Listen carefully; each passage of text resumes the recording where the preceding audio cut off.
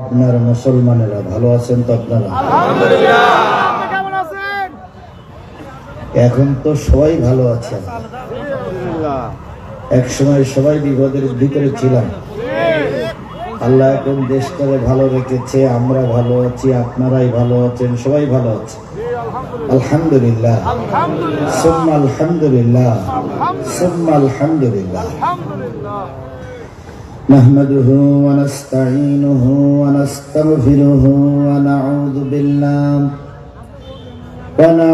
بالله من شرور أنفسنا ومن سيئات أعمالنا. من يهده الله فلا مضل له ومن يضلله فلا هادي له.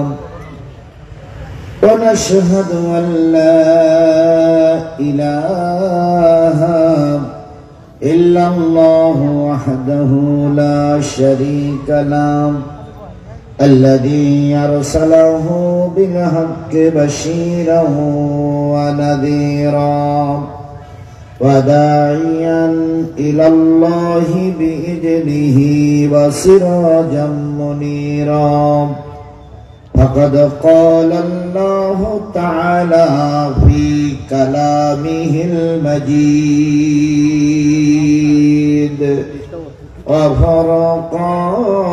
وفرقانه الحميد.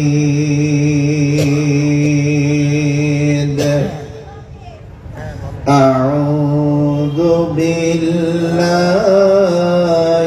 من الشيطان الرجيم. بسم الله الرحمن الرحيم. إن الله يأمركم أن تؤدوا الأمانات إلى أهلها. الله أكبر.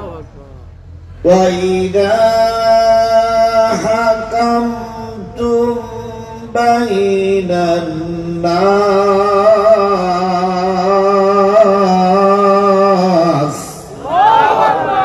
أن تحكموا بالعدل. إن الله نعما يعظكم به. إن الله كان سميعا بصيرا.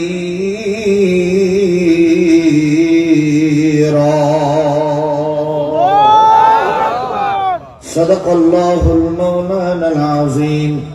قال النبي صلى الله عليه وسلم: لا إيمان إلا ما أمنت له، ولا صلاة لمن لا طهر له، ولا دين لمن لا صلاة له.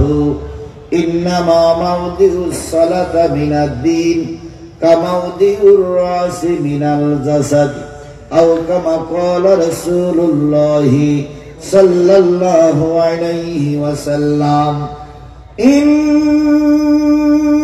الله وملائكته يصلون على النبي يا أيها الذين آمنوا صلوا عليه وسلموا تسليما. اللهم صل على محمد وعلى آل محمد كما صليت على إبراهيم وعلى آل إبراهيم إنك حميد مجيد.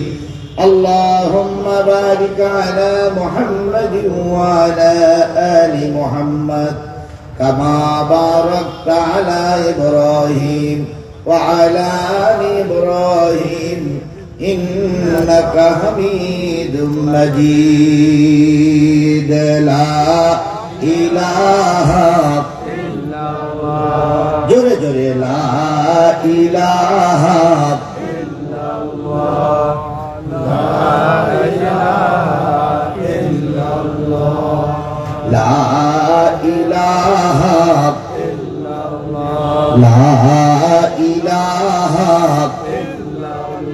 লা ইলাহা ইল্লাল্লাহ মুহাম্মাদুর পাখির গানে গানে হাওয়ার কানে কানে ওই নামেরই সুর শোনা যায় হলে আপন হারা লা ইলাহা লা ইলাহা লা ইলাহা লা ইলাহা ইল্লাল্লাহ মুহাম্মাদুর রাসূলুল্লাহ। সকলে জবান খুলে একসাথে এক বাক্যে বলছি সাল্লাল্লাহু আলাইহি ওয়াসাল্লাম। পাবনা জেলার মালিগাছা মজিদপুর মসজিদ গোরস্তান ঈদগাহ দাখিল মাদ্রাসা ও হাফিজিয়া মাদ্রাসা প্রাঙ্গণে অনুষ্ঠিত হচ্ছে একদিন ব্যাপী বিরাট ইসলামী জলসা। 4 ডিসেম্বর 2024 রোজ বুধবার। আজকের এই ইসলামী জলসার স্বনামধন্য সম্মানিত সভাপতি জনাব আলহাজ মোহাম্মদ আশরাফ আলী, সভাপতি মালিগাছা মজিদপুর মসজিদ গোরস্তান ঈদগাহ হাফিজিয়া মাদ্রাসা পরিচালনা কমিটি ও সাবেক চেয়ারম্যান মালিগাছা ইউনিয়ন পরিষদ পাবনা সদর পাবনা। আজকের এই মাহফিলের সম্মানিত অতিথিবৃন্দ, সম্মানিত ভাই পরিচালক মাওলানা খন্দকার জাকারিয়া হুসাইন, মাওলানা মোহাম্মদ আব্দুস সামাদ, আজকের এই মাহফিলের সম্মানিত ওলামায়ে হযরত, আলোচনা করেছেন হযরত মাওলানা মুফতি আব্দুল ওয়াহাব পাবনা সহ গর্বিত মায়ের গর্বিত সন্তান শ্রদ্ধেয় ওলামায়ে হযরত, আলোচনা করেছেন মাওলানা আলী মুর্তজা খান, বিভিন্ন রাজনৈতিক দলের নেতৃবৃন্দ, সাংবাদিক ভাইরা, প্রশাসনের ভাইরা কথা বলেছেন। সকলকে নিয়ে আবারও সালাম বিনিময় করছি। আসসালামু আলাইকুম ওয়া রাহমাতুল্লাহি ওয়া বারাকাতুহু। আল্লাহ পাকের দরবারে লক্ষ কোটি শুকরিয়া, যিনি একটি স্বাধীন সার্বভৌম দেশে স্বাধীনভাবে আমাদেরকে চলাফেরার কথা বলার তৌফিক দান করেছেন। বলুন তো, আমরা এখন স্বাধীন দেশের স্বাধীন মানুষ, এই শক্তিটা, এই সমাপ্তটা কে দিলেন? আরেকটু জোরে বলুন তো, কে দিলেন? আজকে কতই ডিসেম্বর? কত তারিখ? 4 ডিসেম্বর। কোন সাল? 2024 সালের 4 ডিসেম্বর। একটু 1 বছর পিছনে যান। 4 ডিসেম্বর 2023-এর দিকে একটু খেয়াল করুন। এরকম কোরআন হাদিসের মাহফিল করার পরিবেশ প্রায় জায়গায় ছিল না। কোরআন হাদিসের কথা বলতে গেলেও জালেমদের অনুমতির প্রয়োজন হয়েছে। কথা বলেন ঠিক না? প্রায় অনুমতি দিতই না। তারপরেও যদি 2-1 জায়গায় অনুমতি পাওয়া যেত, বক্তা কোন শব্দ বাজেটের পরে কথা বলবে, ওনারাই আগের থেকে বাজেট করে দিতেন। এরপরেও বক্তা যদি মিস্টেক করে দিয়ে একটা কথা বলতেন, এদিক সেদিক হয়ে যেত। অনেক সময় বক্তাকে লাঞ্ছিত করে, অপমানিত করে মঞ্চের থেকে নামিয়ে দেওয়া হয়েছে। অনেক বক্তাকে পিটাইয়ে আহত করে হাসপাতালে পাঠানো হয়েছে। অনেক বক্তার মাইক মুখ থেকে কেড়ে নেওয়া হয়েছে। অনেক বক্তাকে আহত করে গাড়িতে পাঠিয়ে দেওয়া হয়েছে। সেই দিনটা এখন কি আর আছে? জোরে বলুন, সেই দিনটা এখন কি আর আছে? সেই দিনটা পরিবর্তন কে করলেন? এখানে কোন রাজনৈতিক দলের একচ্ছত্র আধিপত্যের কারণে এই কাজটা হয়নি। যদি বাংলাদেশ জাতীয়তাবাদী দল মনে করে যে আমাদের চেষ্টার কারণে দেশে পরিবর্তন এসেছে, চেষ্টা অবশ্যই হয়েছে, কিন্তু আপনারা যত জায়গায় চেষ্টা করেছেন সব জায়গায় মামলা খেতে হয়েছে, সব জায়গার থেকে আহত হয়ে ঘরে ফিরে আসতে হয়েছে। বাংলাদেশ জামাত ইসলামী যদি মনে করে এটা আমাদের আন্দোলনের ফসল, আন্দোলনের কাজ হয়নি তা আমি বলবো না, তবে আন্দোলন করে প্রায় জায়গায় মামলা খেতে হয়েছে। এক পর্যায়ে দুইটা বড় রাজনৈতিক দল আশা ছেড়েই দিয়েছিল। তাদের ধারণা ছিল এই ব্যক্তির বাচ্চা না মরা পর্যন্ত আর কোনো কিছুই করা যাবে না। কথা বলেন ঠিক না?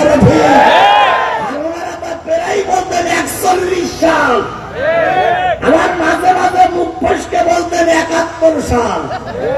আর আমরাও ধারণা করেছিলাম এরা যা বলতেছে আমাদের আর কোনো কাজ করার সুযোগ রইল না। আমরা যখন খানিকটা নিরাশ হয়ে গেলাম, তখন কোথার থেকে আল্লাহ পাক একদল ছাত্রদেরকে রাস্তায় নামিয়ে দিলেন। এই ছাত্রদের কোনো পরিচয় আমরা আগে জানতাম না। ওরা রাস্তায় নামলো সংস্কারের আন্দোলন নিয়ে। এক পর্যায়ে ওদের আন্দোলন সফলতার দ্বার পর্যন্ত পৌঁছায় গেল।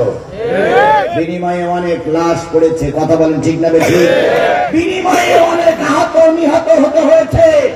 তারপরে ওরা ময়দান ছেড়ে, এই যে ছাত্রদের দ্বারা আল্লাহ দেশের পরিবর্তন করে দিলেন, এটা কে করলেন? আরেকটু জোরে বলেন তো, কে করলেন?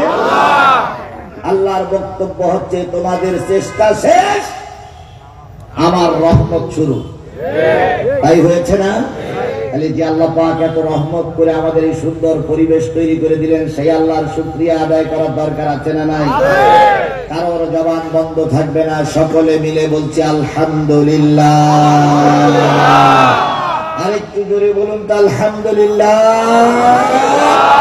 আল্লাহ বলতেছেন, কুল লাউ কানাল বাহরু মিদাদান লিকালিমাতি রাব্বি লানাফিদাল বাহরু ক্বাবলা আন তানফাদা কালিমাতু রাব্বি ওয়ালাউ জিইনা বিমিসলিহি মাদাদা। কোরআন তেলাওয়াতের পরে যারা আল্লাহু আকবার বলবে, আল্লাহ তাদের জান্নাতে যাওয়ার পথ সহজ করে দিবেন। জোরে বলুন আল্লাহু আকবার। কুল্লাউ কানাল বাহর, হে নবী আপনি বলে দিন, পৃথিবীতে যত সাগর আছে, পৃথিবীতে যত নদ নদী আছে, পৃথিবীতে যত খাল বিল আছে, পৃথিবীতে যত পুকুর পুষ্করণী আছে, পৃথিবীতে যত পানির উৎস আছে, সব পানিগুলো যদি কালি হয়ে যায়, পৃথিবীতে যত দাঁড়ানো গাছ আছে, সব গাছগুলো যদি কলম হয়ে যায়, পৃথিবীতে যত সমান্তরাল জমি আছে, সব জমিগুলো যদি কাগজ হয়ে যায়, দাঁড়ানো গাছ নামক কলম দিয়ে, সাগরের পানি নামক কালি দিয়ে, সমান্তরাল জমি নামক কাগজের উপরে তোমার রবের কথা লিখতে যদি শুরু করো, লিখতে লিখতে কখন জানি কলমগুলো ফুরায়ে যাবে। লিখতে লিখতে সাগরের পানি নামক কালি কখন যেন শেষ হয়ে যাবে। লিখতে লিখতে কাগজগুলো শেষ হয়ে যাবে। আর একটা সাগরের পানিও যদি নিয়ে সব, সেটাও ফুরায়ে যাবে। তবু তোমার রব আল্লাহর কথা লিখে শেষ করা যাবে না। সেই রবের নাম কি? একটু জোরে বলুন তো, সেই রবের নাম কি? সেই রবের শুকরিয়া আদায় করা দরকার আছে না নাই? আবারও বলছি আলহামদুলিল্লাহ। প্রশংসা করি আমি আল্লাহ তাআলার, বিশ্বজাহান সৃষ্টি হলো কুদরতে যাহার, জ্ঞান বিজ্ঞান শিল্পকলা আবিষ্কারক যত, খোদার মহিমা তারা গাইছে অবিরত। মাটির মানব চন্দ্রে গেল কুদরতে যাহার, প্রশংসা করি আমি আল্লাহ তাআলার। দিনগুলো সব একই রকম, পার্থক্য নাই মোটে, সাদা কালো বাচ্চাগুলো কেমন করে ফোটে। আমরা সবাই বাস করি একই পৃথিবীর রঙে, হাতের লেখা মুখের চেহারা মেলে না কারোর সঙ্গে, আর মেলে না গলার আওয়াজ বুড়ি আঙুলির টিপ। আল্লাহ তাআলা আছেন একজন, প্রমাণ হইল ঠিক। আবারও সেই রবের নামের শুকরিয়া আদায় করছে আলহামদুলিল্লাহ। সর্বকালের সর্বশ্রেষ্ঠ মহামানব, যার আদর্শ গ্রহণ করে আমি নিজেকে মুসলিম হিসাবে দাবি করেছি, সেই দরদি নেতা, মায়াবী নেতা, কান্ডারি নেতা জনাবে মুহাম্মদ রাসূলুল্লাহ সাল্লাল্লাহু আলাইহি সাল্লামের উপরে লক্ষ্য করে দুরূদ আর সালাম। বন্ধুগণ, পাবনার মুসলমানেরা বলুন তো, রসুলের চাইতে ভালো মানুষ এই সমাজে কেউ ছিল না? রসুলের চাইতে ভালো মানুষ এই সমাজে কেউ আছে না? কিয়ামত পর্যন্ত যদি রসুলের চাইতে ভালো মানুষ তালাশ করা হয়, রসুলের চাইতে ভালো মানুষ খুঁজে পাওয়া যাবে না। এক সময় দূরবীন নষ্ট হয়ে যাবে, অনুবিক্ষণ যন্ত্র সব অকেজো হয়ে যাবে, তবু রসুলের চাইতে ভালো মানুষ আর খুঁজে পাওয়া যাবে না। কেন যাবে না? আল্লাহ নিজেই বলতেছেন, ওয়াইন্নাকা লাআলা খুলুকিন আযীম।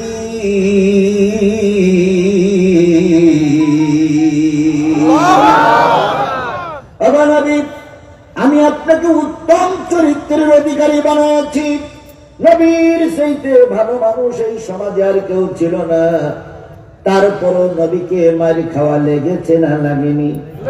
আমার জাতি বলুন তো, ধর্মের কথা বলার কারণে নবীকে মার খাওয়া লেগেছে না লাগেনি? তুমি আর আমি ধর্মের কথা বলবো, নবীজি যে কোরআনের দাওয়াত দিলেন, সেই কোরআনের কথা তুমি আর আমি দাওয়াত দেব না? হবে না। তাহলে বোঝা গেল রাসূলের দাওয়াত আর তোমার দাওয়াত এক হচ্ছে না। নবীজি কালেমার দাওয়াত দিয়ে জেল খেটেছে না খাটেনি? নবীজি কালেমার দাওয়াত দিয়ে তায়েফে রক্ত দিয়েছে না দেয়নি? নবীজি কালেমার দাওয়াত দিয়ে দেশ ছেড়েছে না ছেড়েনি? তুমি আর আমি সে একই কালেমার দাওয়াত দেই, তুমি আর আমি একই কালেমা পড়ি।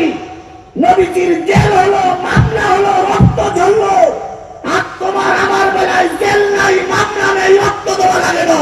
তাহলে বোঝা গেল তোমার কালেমা নবীর কালেমা এক। এক কালেমায় রুটি রুজি আর এক কালেমায় ফাঁসি, এক কালেমায় রুটি রুজি আর এক কালেমায় ফাঁসি। কোন কালেমায় থাকবে তুমি জানাও জগতবাসী। এক কালেমায় রুটি রুজি আর এক কালেমায় ফাঁসি। বলুন তো, সারা জীবন নবীজি কাদের জন্য চিন্তা করেছেন? উম্মতের জন্য। পৃথিবীর যত মানুষ এসেছে, সব মানুষগুলো চেয়েছে কল্যাণ, আর একজন মহামানব এসেছিলেন, তিনি চেয়েছেন গোটা বিশ্ব মানবতার কল্যাণ। যিনি কল্যাণ চেয়েছেন তিনি কে? মুহাম্মদ রাসূলুল্লাহ সাল্লাল্লাহু আলাইহি সাল্লাম। কথা ঠিক কিনা বলুন? আল্লাহ নবী পৃথিবীতে আসলেন, এমন একটা ঘরে তিনি জন্ম নিয়েছিলেন, হাদিস শরীফে পাওয়া যায় সেই ঘরের ছাদ ছিল না, একটা ফাঁকা, আসমানের নিচে একটা ফাঁকা ঘরে। আমেনা বর্ণনা করেছেন, আমি ঘরে বসে বসে আকাশের তারকাগুলো গুনতাম, দেখতাম কখন চাঁদ ওঠে আর কখন সূর্য ওঠে। তাহলে বোঝা গেল নবী একটা জীর্ণ শীর্ণ ঘরে জন্ম নিয়েছিলেন। নবী যখন পৃথিবীর মুখ দেখেছিলেন, তখন সেরা রাত না দিন? রাত না দিন? না, রাত না দিন। নবীজি জন্ম নিল, গোটার বেটা হইচই পড়ে গেল। আব্দুল্লাহর বেটা মোহাম্মদের জন্ম হয়েছে। আমেনার বাড়ির পাশে ছিল নবীজির ফুপি আম্মা। ফুপি আম্মার বাড়ি। ফুপি আম্মা সংবাদ পাইলেন এতিম বালক মোহাম্মদ পৃথিবীর মুখ দেখেছে। ফুপি আম্মা উম্মে হানি ছুটে আসলেন। তখন আধার কেটে যায়নি। উনি লক্ষ্য করলেন ছোট বালক মুখটা তখন বিড় বিড় বিড় বিড় করে নড়তেছে। ফুপি আম্মা ছোট্ট বালকটারে করে নিয়ে দুই গালে দুটো চুমা দিয়ে বললেন, বাজান কি যে বলো তা তো বুঝি না, তুমি ছোট্ট মানুষ কি বলতেছ? কিছুই বুঝলেন না। নবী যখন একটু বড় হয়ে গেল, ফুপি আম্মা তখন বলেছিলেন, ও আব্দুল্লাহর বেটা মোহাম্মদ, জন্মের পরে মুখ বিড় বিড় করে দাঁড়িয়ে কি বলেছিলে? নবী আমার ফুপি আম্মার গলা জড়ায় ধরে বলেছিলেন, ফুপি আম্মা জন্মের পরে কেঁদেছিলাম, রব্বি হাবলি উম্মতি, আয় আল্লাহ আমার গুনাহগার উম্মত গুলোরে মাফ করে দাও। নবী ধর্মের বাণী প্রচার করতে গিয়ে মক্কায় পরিবেশন না, ছুটে গেলেন মদিনায়, ছুটে গেলেন তায়েফে।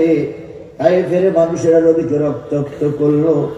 এক পর্যায়ে নবীজির শরীরের পর ওরা পাথর বর্ষণ করলো। নবীজি 3 দিনের না খাওয়া, কয়দিন? 3 দিনের না খাওয়া মানুষটার রক্তাক্ত করলো। এক পর্যায়ে পাহাড় স্তূপ হয়ে গেল। কাফেরের বাচ্চারা মনে করলো নবী মারা গেছেন, কুতিলা মুহাম্মদ, নবী মারা গেছে। ওরা যখন আনন্দ মিছিল করতে করতে চলে গেল, জায়েদ এসে বলেন, আমি নবীর কোনো খোঁজ পাচ্ছিলাম না। পাথরগুলো সরাইতে সরাইতে নবীকে যখন আবিষ্কার করলাম, নবীর শরীরটা যখন নিস্তেজ হয়ে পড়ে আছে, আমার ধারণা ছিল নবী আর কখনো চোখ মেলে তাকাবে না। হযরত জায়েদ বলেন, আমি নবীকে কাঁধের পর মাথা রেখে নবীর রক্তগুলো পরিষ্কার করতে করতে এক সময় নবীজি মুখ তুলে তাকালেন, চোখ মেললেন। নবীজি বললেন, জায়েদ, তায়েফের যুবকেরা এখনো আছে না চলে গেছে? আর একটা বার যদি ওরা আমাকে মারে, আমি হয়তো আর বাঁচবো না। ও আমার জাতি, যেই নবীর চেহারার দিকে তাকাইলে মানুষের পেটে কি থাকতো না? ক্ষুধা থাকতো না। হযরত আয়েশা বলেছেন, আমার নবী যখন ঘরে ঘুমায় থাকতেন, আমি কম্বল মুড়ি দিয়ে শোয়ে দিয়ে নবীজির কাপড়গুলো সেলাই করতাম। লণ্ঠনটা জ্বলতো, কখন জানি লণ্ঠনের তেল ফুরায় গেছে, লণ্ঠনটা নিভে গেছে, আমার হাতের সুচটা পড়ে গেছে। আমি আমার নবীর ছেঁড়া কাপড়গুলো এখনো সেলাই করতে পারিনি। কৌতূহল হতে এখন আলো পাবো কই? হযরত আয়েশা বলেছেন, নবীজির চেহারার থেকে কাপড়টা সরাইলে অন্ধকার ঘরে যে আলো হয়েছে, সেই আলোয় আমি আমার হারানো সুচ খুঁজে পেয়েছি। মদিনার নারীরা বলেছে, ঘরে খাবার নাই, বাচ্চারা ক্ষুধায় কাঁদছে। আমরা চিন্তা ফিকির করে বুদ্ধি করে নবীজির দরবারে পৌঁছায় দিতাম। 2 দিন 3 দিন 4 দিন পরে যে বলতাম, বাজান রে, বাড়িতে খেজুর আর রুটির ব্যবস্থা হয়েছে, চল। বাচ্চাটা নবীর দরবার থেকে এসে মার গালে চুমা দিয়ে বলতাম, রুটি আর খেজুর তুমি আর আব্বু খেয়ে নাও। নবীর চেহারার দিকে তাকাইলে পেটে ক্ষুধা থাকে না। আমার জাতি, ওই নবীকে তায়েফে মার খেতে হয়েছে কিসের জন্য? মুসলমান স্পষ্ট করে বলবো, ওই নবীকে তায়েফে মার খেতে হলে কিসের জন্য? তুমি সেই নবীর উম্মত হয়ে একটা বারের জন্য জেলে যাওয়া লাগে না, একটা বারের জন্য তোমার নামে মামলা হয় না, একটা বারের জন্য তোমার ইনফেক্টের আঘাত খাওয়া লাগে না। ধরে নিও, রাসূলের কর্ম তোমার কর্ম এক হচ্ছে না। নিশ্চয়ই কোন জায়গায় কোন ফাটল তোমার ভিতরে আছে।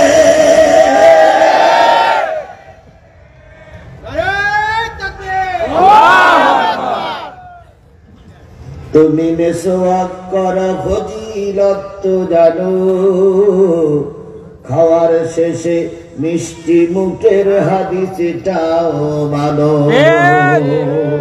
তুমি মেসওয়াক করা ফজিলত তো জানো, খাওয়ার শেষে মিষ্টি মুখের হাদিসটাও মানো।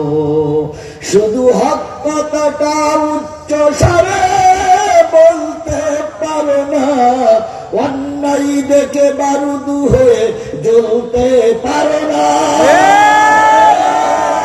কেমন মুসলমান তুমি একটু ভাবো না, কেমন তোমার ঈমান একটু বলো না। তুমি যেই কালেমার দাওয়াত দিলে হাদিয়া তোহফা মেলে, দেখো সেই কালেমার দাওয়াত দিয়ে কত জোনাজি গেলে। তুমি যেই কোরআনে রস করিলে বুকেতে নাই তুলে, দেখো সেই কোরআনের ব্যাখ্যা লেখে কেউ ফাঁসিতে ঝোলে। তুমি যেই কোরআনে রস করিলে বুকেতে নাই তুলে, দেখো সেই কোরআনের কথা বলে সাইদি আজি গেলে। তুমি ভাঙনের খেলা খেলতে পারো, গড়তে পারো না, অন্যায় দেখে বারুদ হয়ে জ্বলতে পারো না।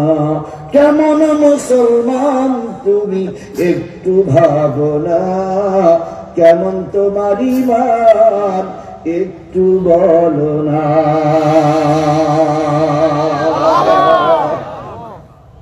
রাসূল তায়েফে মার খেয়েছিলেন চুরি করার অপরাধে, রাসূল তায়েফে মার করেছিলেন দেশ দখল করার অপরাধে, রাসূল তায়েফে মার খেয়েছেন কিসের অপরাধে? কোরআন বলার অপরাধে, কালেমার দাওয়াত দেওয়ার অপরাধে। কথা বলেন ঠিক না বেঠিক? আমাদের সমাজে কিছু হুজুর আছে, কিছু টুপিওয়ালা আছে, কিছু তাকলিওয়ালা আছে, তারাই মিসকে মিসকে হাসে আর কয় নিশ্চয়ই সাইদি জেলে গেছিল, সাইদির অপরাধ ছিল। কথা বলা লোক আমার সমাজে নাই? এখানেই আছে, এখানেই আছে, এখানেই আছে। নেতানি সাহেব ফাঁসিতে গেলে তারা নিশ্চয়ই নেতানির দল ছিল। এ কথা বলা মৌলবী আমার দেশে আছে না নাই? আছে। আমি বলি এই সমস্ত মৌলবীর বগলে এখনো চুল উঠিনি, এরা ইসলামের ইতিহাস জানে না। কথা বলেন ঠিক করেছি? নিঃসন্দেহ নিজামীর সেইটা আল্লাহ রসুলের মর্যাদা কোটি কোটি গুণ বেশি। নিঃসন্দেহ আল্লামা সাইদির সেইতে রসুলের গুণ কোটি, রসুলের মর্যাদা কোটি কোটি গুণ বেশি। কথা বলেন? রসুল কালেমা দিয়ে দাওয়াত দিয়ে ভাত খেলো, আর তুমি কালেমা দাওয়াত দিয়ে শুধু চাকরির চশমা। তাহলে বোঝা গেল রসুলের হক তোমার আদায় করা হচ্ছে না।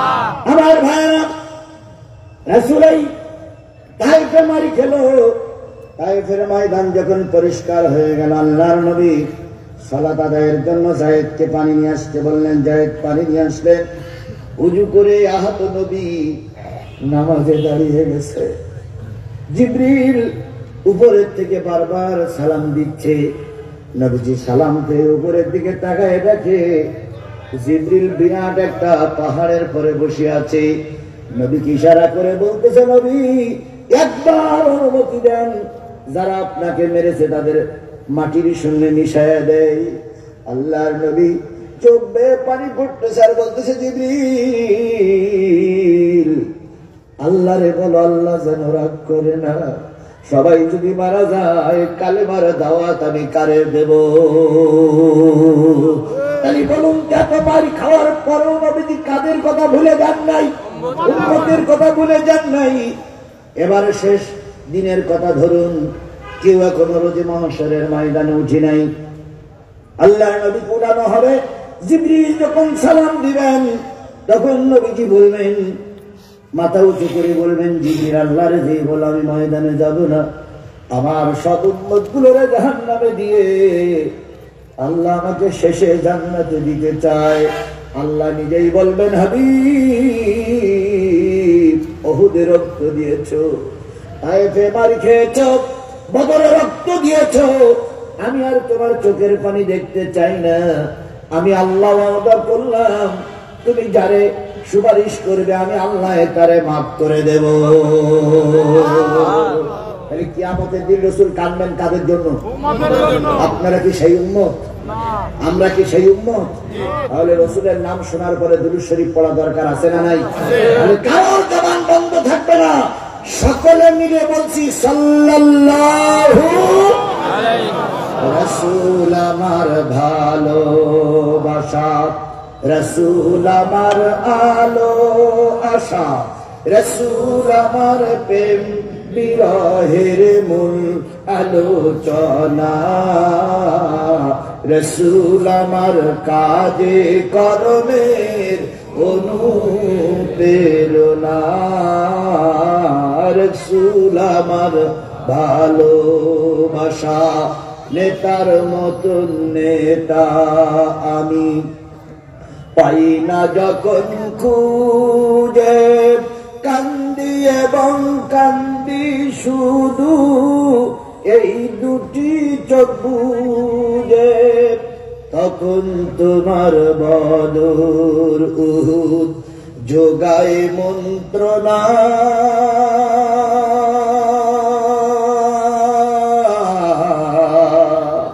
রাসূল আমার কাজে কর্মের অনুপ্রেরণা,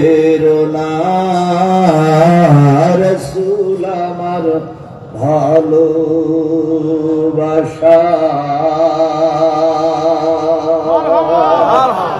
সেই নবীজির বরাবর দুরূদ আর সালাম সাল্লাল্লাহু আলাইহি ওয়াসাল্লাম। বন্ধুগণ, অনেকটা রাত হয়ে গেছে, কিসের জন্য বসে আছেন? আরেকটু জোরে বলেন, কিসের জন্য বসে আছে? আমি কোরআন থেকে যদি আলোচনা করি আপনারা কি শুনতে রাজি আছেন? এবার আমি এতক্ষণ রাসূলের নামে দুরূদ দিলাম, আল্লাহর প্রশংসা করলাম। এবার যারা দাঁড়ানো আছেন, বসা আছেন, মাইকের আওয়াজ যত দূর পর্যন্ত যাচ্ছে, বাদামের দোকানে যারা আছেন সকলকে বলতেছি 5টা মিনিট আমার কথাগুলো একটু খেয়াল করেন, তারপরে হয় আসবেন না আসবেন। আল্লাহ বলতেছেন ওয়াইজা কুরিয়াল কোরআন ফাসতামিউ লাহু ওয়া আনসিতু লাআল্লাকুম তুরহামুন। যখন তোমাদের সামনে কোরআন পড়া হবে, কোরআনের আলোচনা করা হবে, ওই আলোচনাগুলো তোমরা চুপচাপ বসিয়ে বসিয়ে শোনো। কার কথা? কিসের কথা আলোচনা হবে? সেগুলো কি করে শুনতে হবে? চুপচাপ বসে বসে শুনতে হবে। আল্লাহর নির্দেশ পালন করা সুন্নাত, মুস্তাহাব, ওয়াজিব না নফল? এই মুসলমান স্পষ্ট করে বলল আল্লাহর হুকুম পালন করা কি? আল্লাহ বললেন কোরআনের আলোচনা চুপচাপ বসে বসে শোনো। আপনারা যারা দাঁড়িয়ে আছেন, বাড়িতে আছেন, নিশ্চয়ই আল্লাহর একটা ফরজ আপনারা তরফ করতেছেন, এর জন্য নিশ্চয়ই আল্লাহ আপনাদের জান্নাত দেবে। দালানের লোকগুলো মনে এখনো বুঝতে পারিনি, যারা দোকানে আছে এরা মনে এখনো বুঝতে পারিনি আমি কিসের আলোচনা করছি। আলোচনাগুলো চুপচাপ বসে বসে শুনতে হবে, আল্লাহর নির্দেশ। আল্লাহর নির্দেশ পালন করা আমাদের জন্য ফরজ। নিঃসন্দেহে আমরা ফরজ তরফ করব। আবার বস্তু লিখে চলে যাবেন না ভাই, আপনার যাওয়ার দরকার নেই ভাই, থাকেন ভাই, কারণ চলে গেলে অশোনাবো কাজ, বসার দরকার নেই, দাঁড়াই থাকুন। আল্লাহ আপনাদেরকে বসে বসে কোরআন শরীফের হক আদায় করে শোনার তৌফিক দান করুন। আরেকটু জোরে বলেন আমিন। আরেকটু জোরে বলেন আমিন। এবার আসুন আমরা কিসের আলোচনা শোনার জন্য বসেছি? আল্লাহ রাসূল বলেছেন আল কোরআনু শাফিউম মুশাফফা ওয়া মা হিল্লু মুসাদ্দিকান মান জালাহু আমামাহু قدّه إلى الجنة ومن جعله خلفه ساقطه إلى النار। এই কোরআন এমন একটা কিতাব, কিয়ামতের দিন কারোর পক্ষে সুপারিশ করবে আর কারোর বিপক্ষে আল্লাহর কাছে নালিশ করবে। কে বলতেছে? রাসূল বলতেছেন এই কোরআন এমন একটা কিতাব, কারোর পক্ষে সুপারিশ করবে, কারোর বিপক্ষে আল্লাহর কাছে।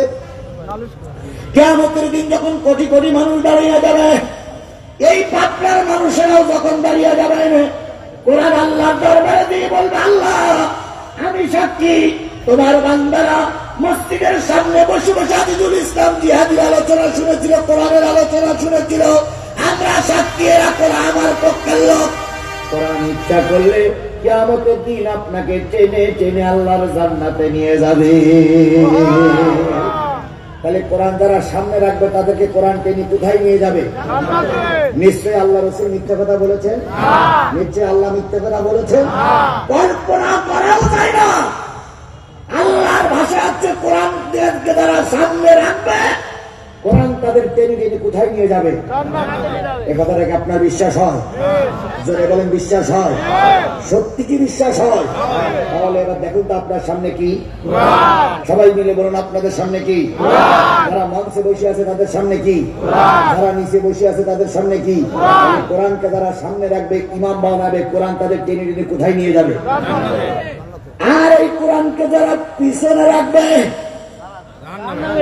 না, এই কোরআনকে যারা পিছনে রাখবে, নবী বলেন তারা যখন রোজে মাহশরের ময়দানে ঘুরতে থাকবে কোরআন তাদের পিছন থেকে একটা ধাক্কা দিয়ে জাহান্নামে নিক্ষেপ করবে। তাহলে কোরআন সামনে রাখলে কোরআন কোথায় নিয়ে যাবে? কোরআন পিছনে রাখলে কোরআন ধাক্কা দিয়ে কোথায় নিক্ষেপ করবে? এবার মঞ্চে যে লোকগুলো বসে আছেন এই লোকগুলো যদি চলে যায় তাহলে পিছনে কি বলবে? বলুন বলুন বলুন, অসুবিধা কি? এই লোকগুলো যদি চলে যায় তাহলে পিছনে কি পড়বে? আপনারা যারা সামনে বসে আছেন, ওই যে একটা ছেলে চলে যাচ্ছে ওর পিছনে পড়লো কি? জোরে বলেন ওদের পিছনে পড়েছে কি? এই কোরআন পিছনে ফেরাইলে কোরআন ধাক্কা দিয়ে কোথায় নিক্ষেপ করবে? তাহলে আমরা জান্নাতে যেতে চাই না জাহান্নামে যেতে চাই? কারা কারা জান্নাতে যেতে চান দুই হাত উঁচু করে আল্লাহ দেখা।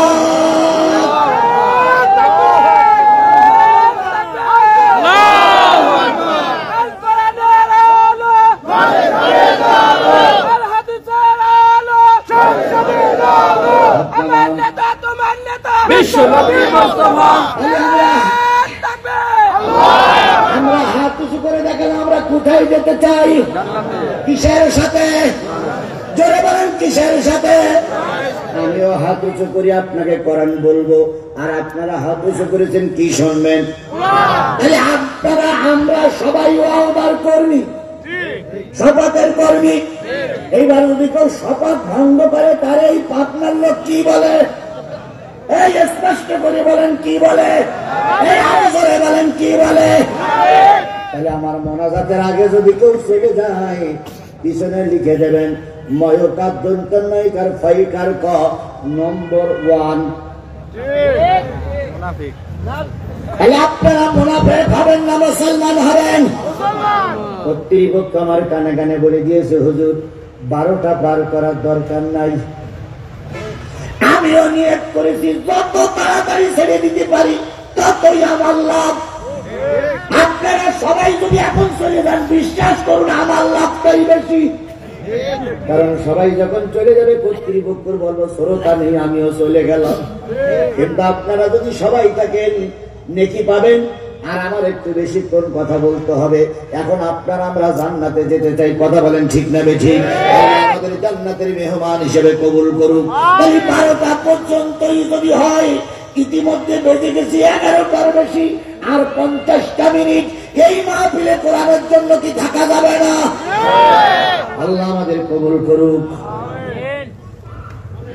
সমাধান চাও যদি জীবনে মরণে, ফিরে যাও খুঁজে নাও চোখ রাখো কোরআনে। সমাধান চাও যদি জীবনে মরণে, ফিরে যাও খুঁজে নাও চোখ রাখো কোরআনে।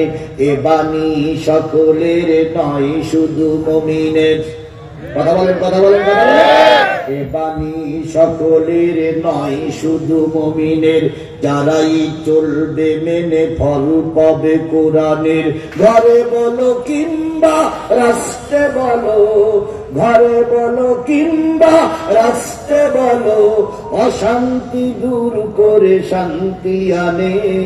সমাধান ও সমাধান চাও যদি জীবনে মরণে, ফিরে যাও খুঁজে নাও চোখ রাখো কোরআনে। সেই কোরআনের মাহফিল আল্লাহ 50টা মিনিট কবুল করুক। সকলে মিলে বলুন আমিন।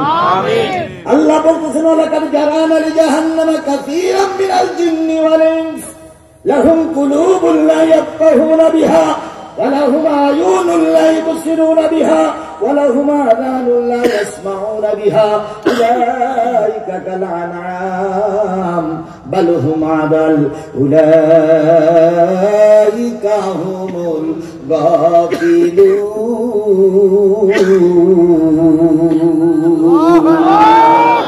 কিয়ামতের দিন মুসিবতের কালে যেদিন জাহান্নাম আর জান্নাত দেখা যাবে, ওই দিন একদল মানুষকে আল্লাহ পাক জাহান্নামে নিক্ষেপ করবে আর একদল জিনকে জাহান্নামে দেবে। যারা জাহান্নামে যাবে, অগণিত মানুষের ভিতর থেকে যারা জাহান্নামে যাবে, অনেকগুলো দোষের ভিতরে একটা দোষ হচ্ছে লাহুম কুলুবুন লা ইয়াফকাহুনা বিহা, তাদের অন্তর আছে কিন্তু অন্তরে জায়গা নাই। কিসের জায়গা নাই? আর একটু জোরে বলা যাবে না কিসের জায়গা নাই? কোরআন গেলে ভালো লাগে না এমন মানুষ আছে না নাই? আর একটু জোরে বলেন এমন মানুষ আছে না নাই? যাত্রা গান ভালো লাগে, সিনেমা ভালো লাগে, পুতুল নাচ ভালো লাগে, থিয়েটার ভালো লাগে, টেলিভিশন দেখতে ভালো লাগে, কিন্তু আল্লাহর কোরআন ভালো লাগে না। এরকম লোক আমার দেশে এখানে এখন আছে কিনা জানি না, কিন্তু আগে ছিল। কথা বলেন ঠিক না বেঠি? এরা প্রায় জায়গায় যে আল্লাহর কোরআনের মাহফিল গুলো বন্ধ করে দিত। আর কি বলতো, আমরা কি নামাজি না? আমরা কি মুসলমান না? আমাদের নেত্রী 40-45 টাকা তাহাজ্জুদে নামাজ পড়ে। আমাদের নেত্রী সকালবেলা ফজরের নামাজ পড়ে কোরআন তেলাওয়াত করে। আমাদের নেত্রী ভূমির থেকে টুটেই যায় নামাজ খোঁজে। আমরা বিশ্বাস করতাম হলিও হতে পারে, কিন্তু যেদিন ছাত্ররা গণভবন দখল করিল রে ভাই, সেদিন বুঝলাম ভুয়া ছাড়া উপায় না।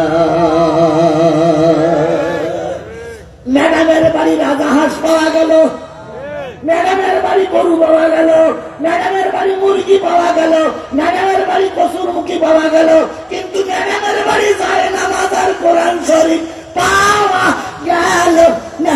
না, কথা বলেন, কথা বলেন, কথা বলেন। এবার সাংবাদিকরা জিজ্ঞেস করলো, ভাই আওয়ামী লীগের নেতা সে যায় নামাজ আর কোরআন শরীফ গেল কই? তখন ওনারা বলতেছে, আমাদের ম্যাডাম এত ধর্মভীরু, যাওয়ার সময় যায় নামাজ আর কোরআন শরীফ বকুল দাওয়াই করে নিয়ে চলে গেছে। টাকার বাক্স নিতে পারিনি, বিরিয়ানি খাওয়ার সময় পাওয়া যায়নি। যারা বলল, যারা বলল, যারা বলল, যারা বলল কি বলে যায় নামাজ আর কোরআন শরীফ দিয়ে চলে গেছে, নিঃসন্দেহে আমি দুঃখ, নিঃসন্দেহে মৃত্যু, নিঃসন্দেহে আমি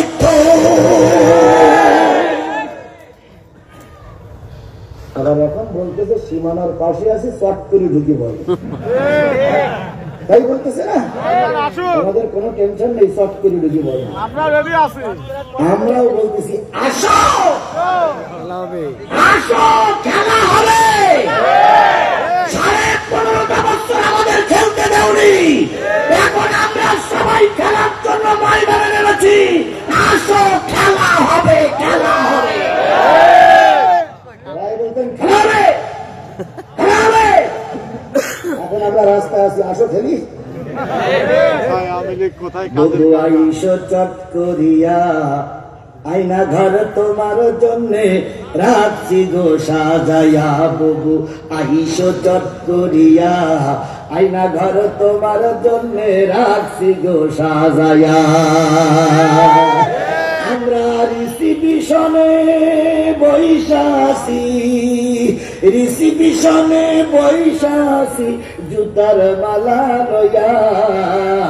আইনা ঘর তোমার জন্যে রাখছি গো সাজাইয়া। বুবু আইসো চট করিয়া, আইনা ঘর তোমার জন্যে রাখছি গো সাজাইয়া। নির্বিচারে মারস মানুষ ক্ষমতার লাগিয়া। কথা বলেন, কথা বলেন, কথা বলেন। নির্বিচারে মানুষ মারিনি। বিডিআর হত্যার মূল নায়ক হলো এই শেখ হাসিনা। হেফাজতের আলেমদেরকে লাইট নিভাইয়ে বন্ধ করে মেরে দিয়েছে এই নবযুগের ব্যক্তির বাচ্চাই ফেরাউনের বাচ্চা। আল্লামা সাইদি রায়ের পরে 300 মানুষকে রাজপথে গুলি করে মেরেছিল এই ব্যক্তির বাচ্চা, এই ফেরাউনের বাচ্চা।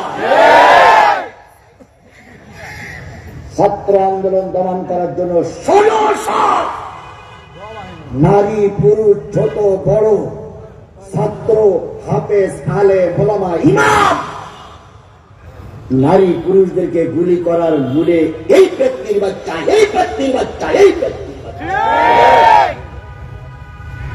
আর এখন বলতেছে আমি সীমানার পাশে আছি, চট করে ঘুরিয়ে বলবো একটু এসে দেখো 3.5 বাসের লাঠিতে তেল মাখাই অপেক্ষা করতেছে, শুধু একটু ঢুকলেই হয়, ঢুকলেই হয়, ঢুকলেই হয়। কথা বলে ঠিক না নাকি? আমার নেতারা একবার ক্ষমা করে দিয়েছে, এরপর দ্বিতীয়বার কোন ক্ষমা শব্দ বাহির হবে না। কথা বলে ঠিক না নাকি?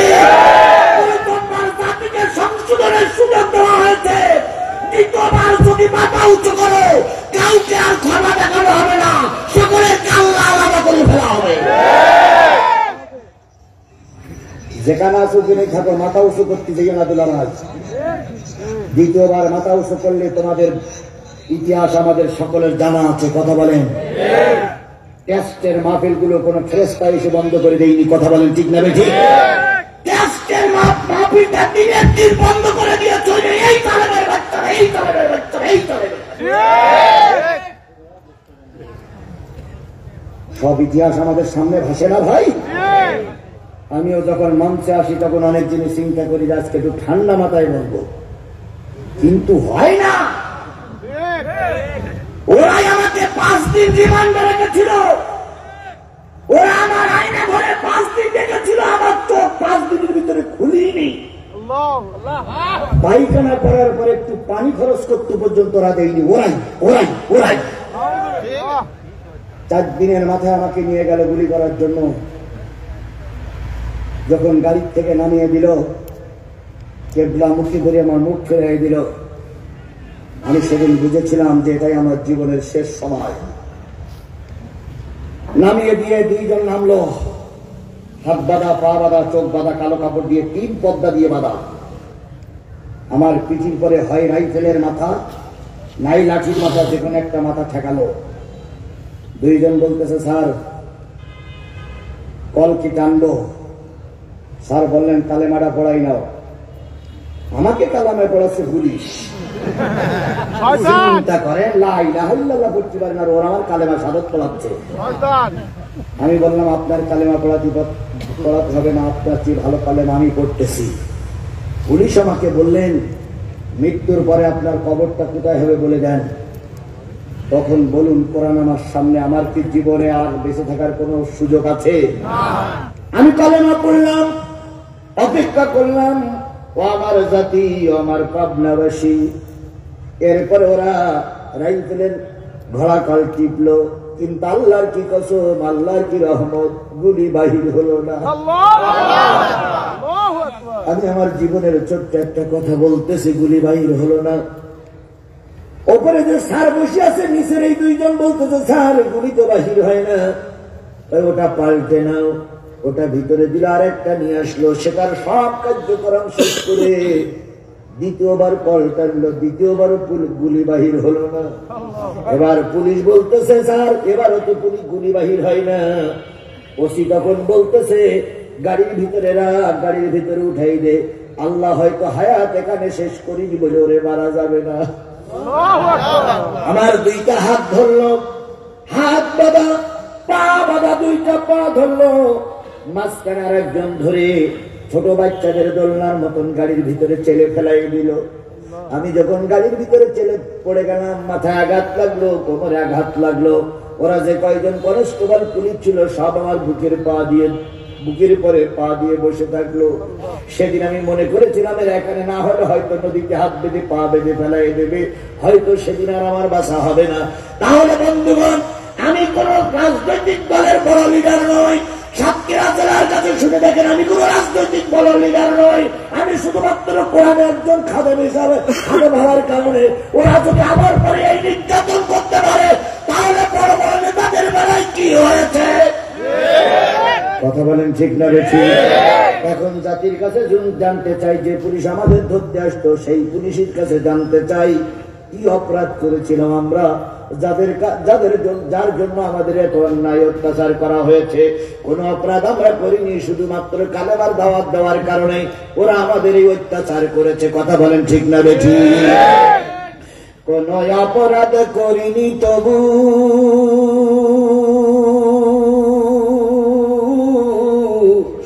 আমি আজ কারাগারে,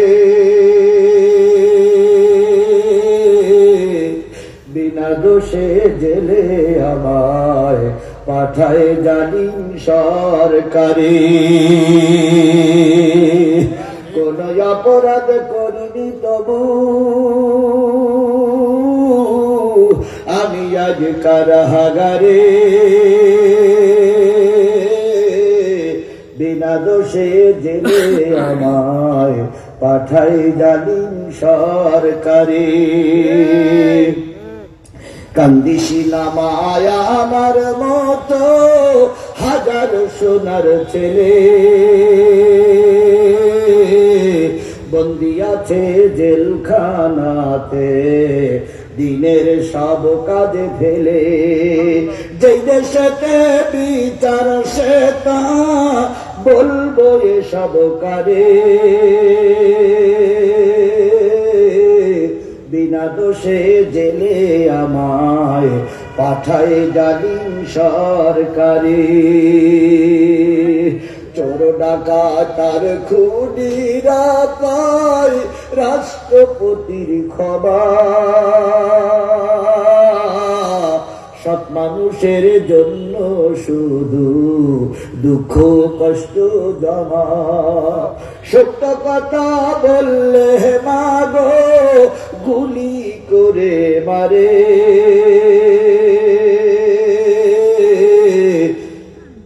সত্য কথা বললে মাগো গুলি করে মারে।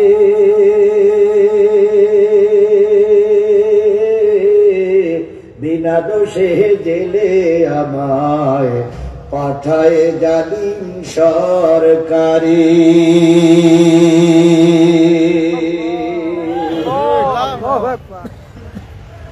বিনা দোষের কারণে বহুত মানুষ মারা গেছে। কথা বলেন ঠিক না বেঠিক?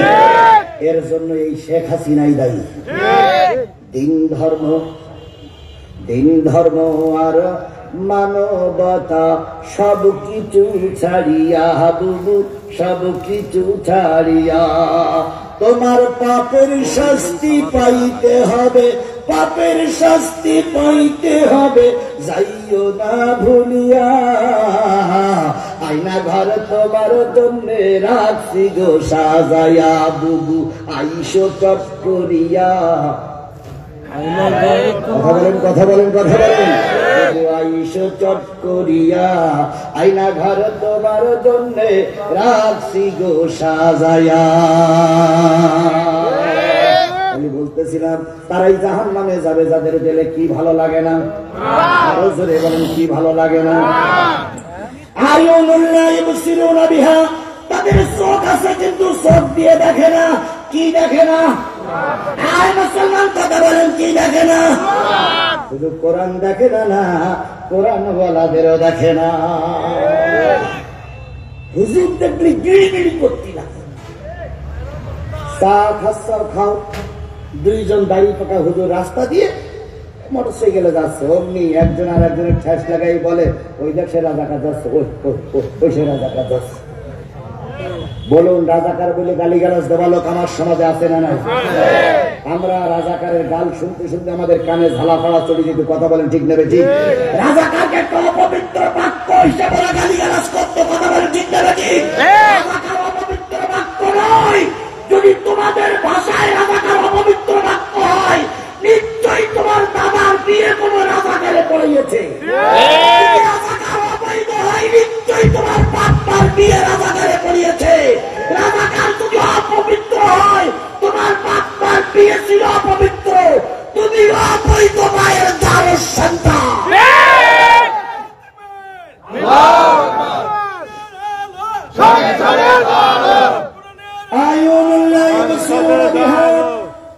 চোখ আছে কিন্তু চোখ দিয়ে দেখে না, কি দেখে না?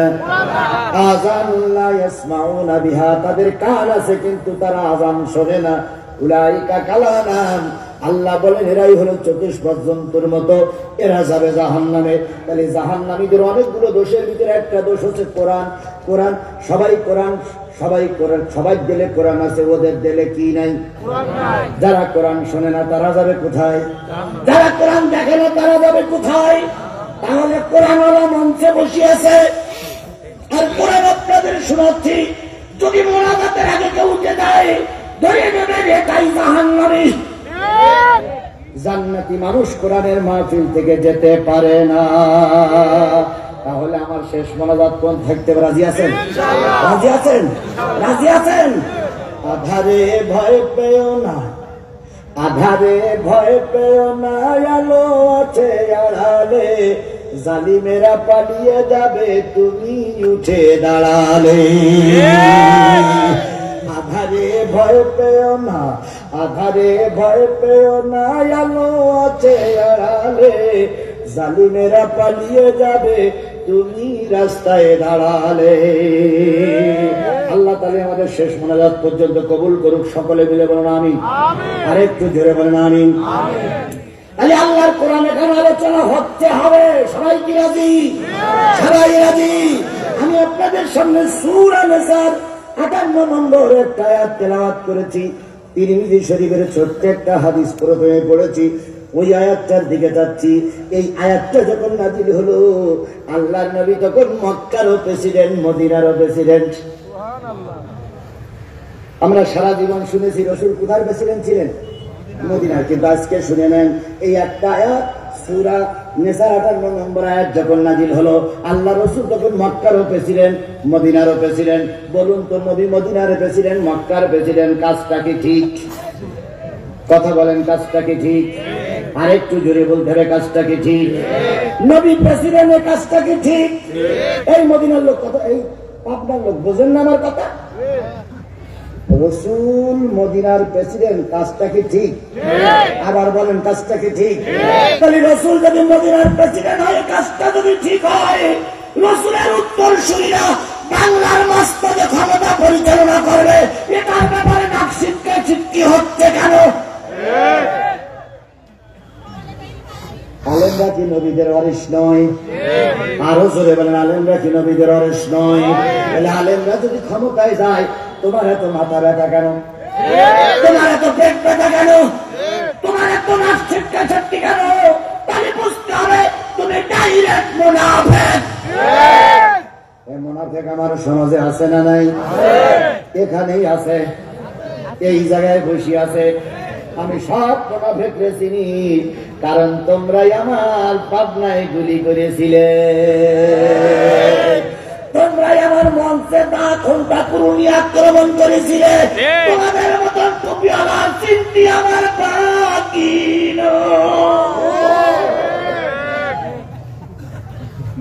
ওই যে খুঁটিটা দেখা যায়, খুঁটির মাঝখানে এরকম সাজে খয়ের বাগান, বসে আছে এক ভদ্রলোক।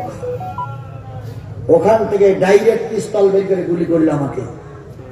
আমি মঞ্চে, ডাইন পাশ দিয়ে গুলি বেরিয়ে গেল, আবার বাম পাশে গুলি করলো, বাম পাশ দিয়ে বেরিয়ে গেল, ডাইরেক্ট শুট করলো, মাথায় গুলি করলাম। তিনটে গুলির যে কোনো একটা গুলি যদি আমার লাগতো, এতদিন আমার হাড় মাংস আলাদা হয়ে যেত। কথা বলেন, ঠিক না? ঠিক।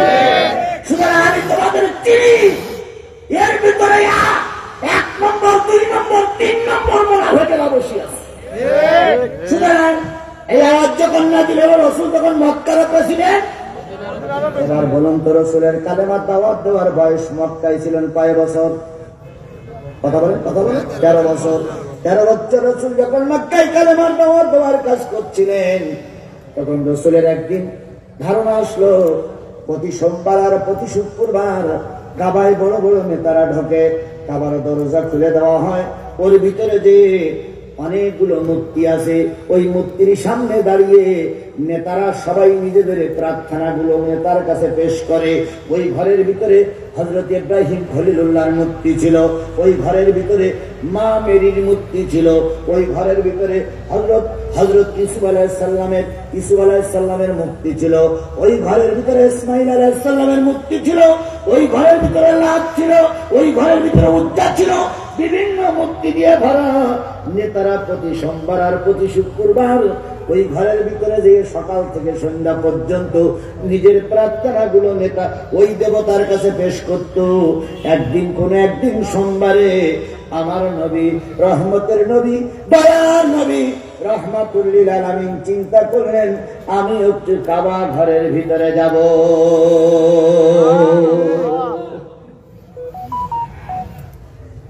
ফজরের নামাজ পড়ে নেতারা তখন আসেনি।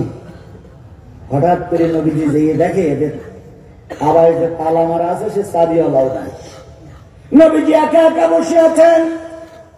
কখন তালা খোলা হবে? কিছুক্ষণ পরে কাবায় যে তালা মারা ছিল সেই তালা মারার সেই লোকটি আসলো। আমি কিন্তু সূরা আন-নিসার 58 নম্বর আয়াতের প্রেক্ষাপট আর শানে প্রেক্ষাপট বলেন আর শানে নজুল বলেন, আমি কিন্তু আয়াতের প্রেক্ষাপট বলতেছি। কোন প্রেক্ষাপটে আল্লাহ পাক আয়াতটা নাজিল করলেন? বন্ধুগণ, দুই একজন ওটা তো ভালো লক্ষণ নয়।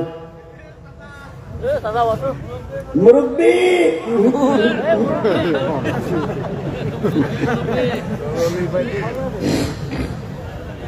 দুই একজন চলে গেলে মাহফিলের ক্ষতি হবে? তারপরে যাওয়াটা তো খারাপ লক্ষণ। আমি কিন্তু টাইম বেঁধে দিয়েছি, আমি টাইমের দিকে খেয়াল করা মানুষ, টাইম বেঁধে দিয়েছি। দেখা যাক কত তাড়াতাড়ি শেষ করতে পারি। আমার ভাইরা, তখনও পর্যন্ত তালা খোলা হয় নাই। নবীজি চুপচাপ বসে আছে। কিছুক্ষণ পরে কাবার চাবিওয়ালা, তালা মারা চাবিওয়ালা এসে যখন খটাখট তালাগুলো খুলতে শুরু করলো, কাবা পরিষ্কার করতে শুরু করলো, দয়ার নবী, রহমতের নবী, আমার প্রিয় নবী, আমার দিলের চাইতে জীবনের চাইতে মহব্বতের নবী আস্তে করে ওসমান ইবনে তালহার পিছনে যেয়ে বলতেছে, ভাই আমার, এই মক্কা ঘর গোটা মানুষের জন্য আল্লাহর পবিত্র ঘর। নেতারা প্রতি সোমবার আর প্রতি শুক্রবার এই ঘরের ভিতরে ঢোকে। তুমি যদি একটু অনুমতি দাও, গেটে দাঁড়িয়ে থাকো, আমি কথা দিচ্ছি, নেতারা এখনো কেউ ঘুম থেকে ওঠেনি, নেতারা এখনো কেউ লাইন দেয়নি, নেতারা এখনো কেউ কাবার চক্করে আসেনি। নেতাদের আসার আগে আমি তোমার কাছে কথা দিচ্ছি, আমি একটু ভিতরে ঢুকবো, আর ভিতরে কি আছে এইগুলো একটু দেখে আসবো। ভাই আমার একটু অনুমতি দাও, তুমি আমার ভাই মানুষ। ওসমান ইবনে তালহা বলতেছেন, এই কাবার ভিতরে কোনো অপবিত্র লোক ঢুকতে পারবে না। নবীজি বললেন, তুমি কারে অপবিত্র বলতেছ? ভাই, তুমি হলে এই সমাজের সবচেয়ে অপবিত্র ব্যক্তি। নবীজি বললেন, কি করে বুঝলেন অপবিত্র ব্যক্তি? ওসমান ইবনে তালহা বলতেছে, বাগদাদের ধর্মকের মুখে চুনকালি দিয়ে নতুন ধর্ম আবিষ্কার করেছ। তুমি আমাদের দেশে একটা কলঙ্কিত মানুষ, তোমার কাবার ভিতরে ঢুকতে দেওয়া হবে না। আমি এবার বলুন, যারা বিয়ের আগে মা হয় তারা হয় সম্মানিত, আর যারা আলেম ওলামা তারাই হয় কলঙ্কিত।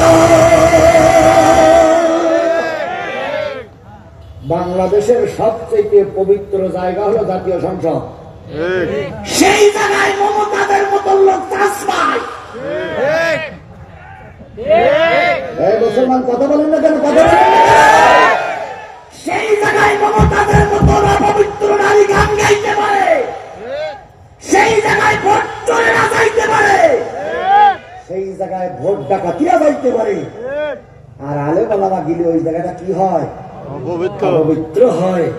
তাই বাংলাদেশের একটা বৃহত্তম ইসলামী দলকে তারা নিষিদ্ধ ঘোষণা করেছিল। কথা বলেন, কথা বলেন, কথা বলেন। বামপন্থী দলগুলো এদেশের নিবন্ধন পায়, আর একটা ইসলামী দলের নিবন্ধন যারা বাতিল করে, এরা সব কটা অবৈধ মায়ের জারজ সন্তান।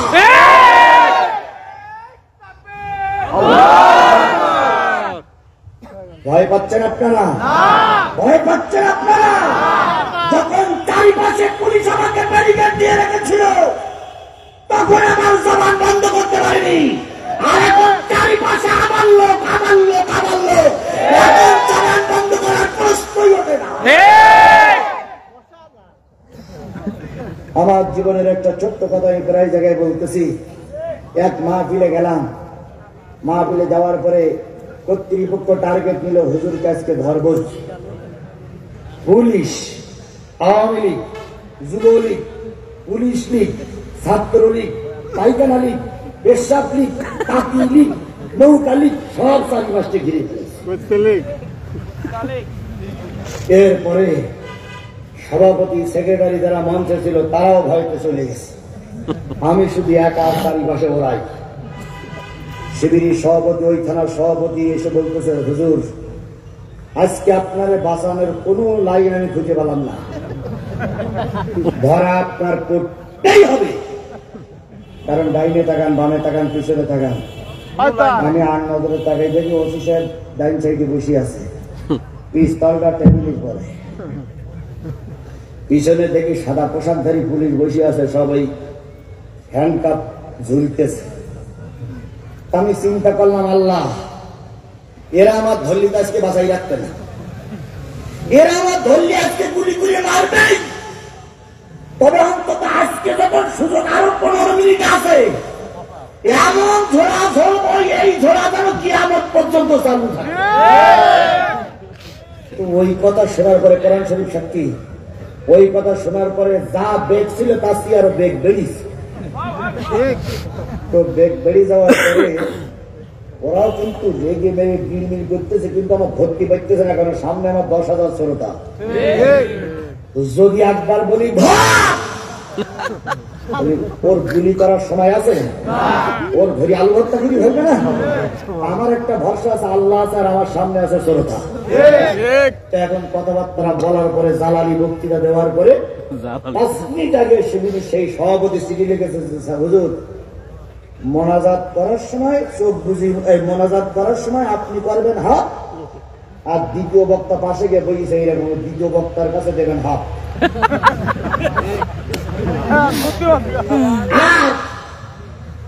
আমি এই এলাকার যতগুলো জেলা থানা ছিল সব থানার শিবিরের সভাপতি, সেক্রেটারিকে ডেকে নিয়ে আইছি। চারিপাশের লোক আমাদের রেডি, আশা করি আপনার ক্ষতি হবে না। আমি বললাম যাক আলহামদুলিল্লাহ, একটা আশ্বাস পাওয়া গেল। দ্বিতীয় বক্তা পাশে এসে বসে আছে, আমার আলোচনা শেষ। আমি আলোচনার আগে একটুখানি হেকমত অবলম্বন করলাম যে ভাই, চোখ বন্ধ করে মোনাজাত করলে আল্লাহ বেশি কবুল করে। আর আপনাদের বাপ ভাই 14 গোষ্ঠী কবরে আছে, একটু চোখ বন্ধ করে মোনাজাত করবেন, আল্লাহ নিশ্চয়ই কবুল করবে। আমি মোসাবের মানুষ। বলার সাথে সাথে দেখলাম ওসি, ব্যাগ দিয়ে পুলিশ, আওয়ামী লীগ, যুবলীগ সবাই চোখ বন্ধ করেছে। চোখ বন্ধ করে এবার আমি মোনাজাত শুরু করেছি। রব্বানা যালামনা আনফুসানা ওয়া ইল্লাম তাগফির লানা ওয়া তারহামনা লানাকুনান্না মিনাল খাসিরিন।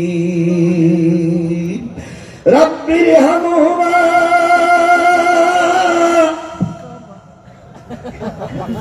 দ্বিতীয় বক্তা কান্দেছে, কামা রব্বায়ানি সগীরা। একই আয়াতের মোনাজাত করতেছে দুইজন, আমি হাত, দ্বিতীয় বক্তা হাত। ওরা কিন্তু সব কি বন্ধ করেছে? বন্ধ করে আল্লাহুম্মা আমিন, আল্লাহুম্মা আমিন। শিবিরের সভাপতি বলেছে 15 মিনিট মোনাজাত করবেন, যতক্ষণ হুজুরির বাউন্ডারির বাইরে না যাব ততক্ষণ মোনাজাত বন্ধ করবেন না। এখন দ্বিতীয় বক্তা 15 মিনিট ধরে মোনাজাত করেছে। মোনাজাত করে যাই না বলেছে ওয়াখিরু দাওয়ানা আলহামদুলিল্লাহি রাব্বিল আলামিন। ডান পাশের পুলিশ শাখা, বাম পাশের পুলিশ শাখা ধরে বলতে, হুজুর কি ওয়াজ করলেন? আপনি তো ওয়াজ করতে আইছেন না সরকারের গালায় চাইছেন? তো দ্বিতীয় বক্তা একটু সাহস নিয়ে বলতে, কি বলতেছেন আপনি? কারি কি বলতেছেন?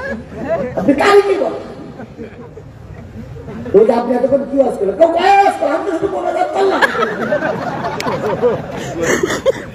তো বলতেছে আপনি দেখাতে শুনতে জীবনীকে ছেড়ে দিলে বলো, আমি কি সেই লোক?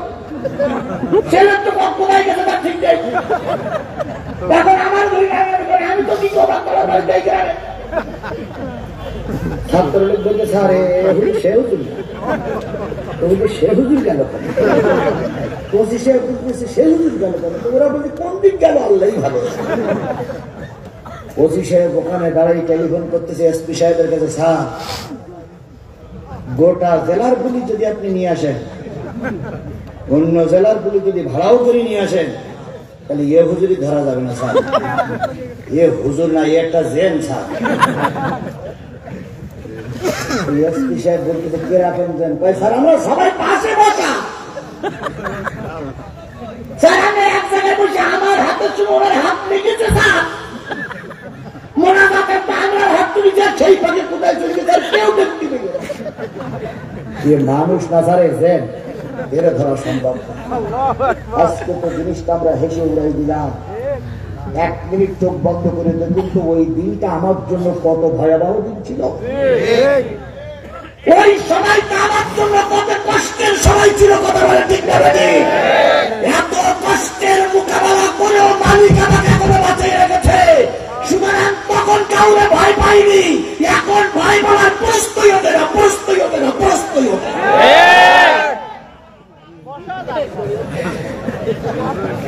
আর একটু দেশে যাবেন তো কখন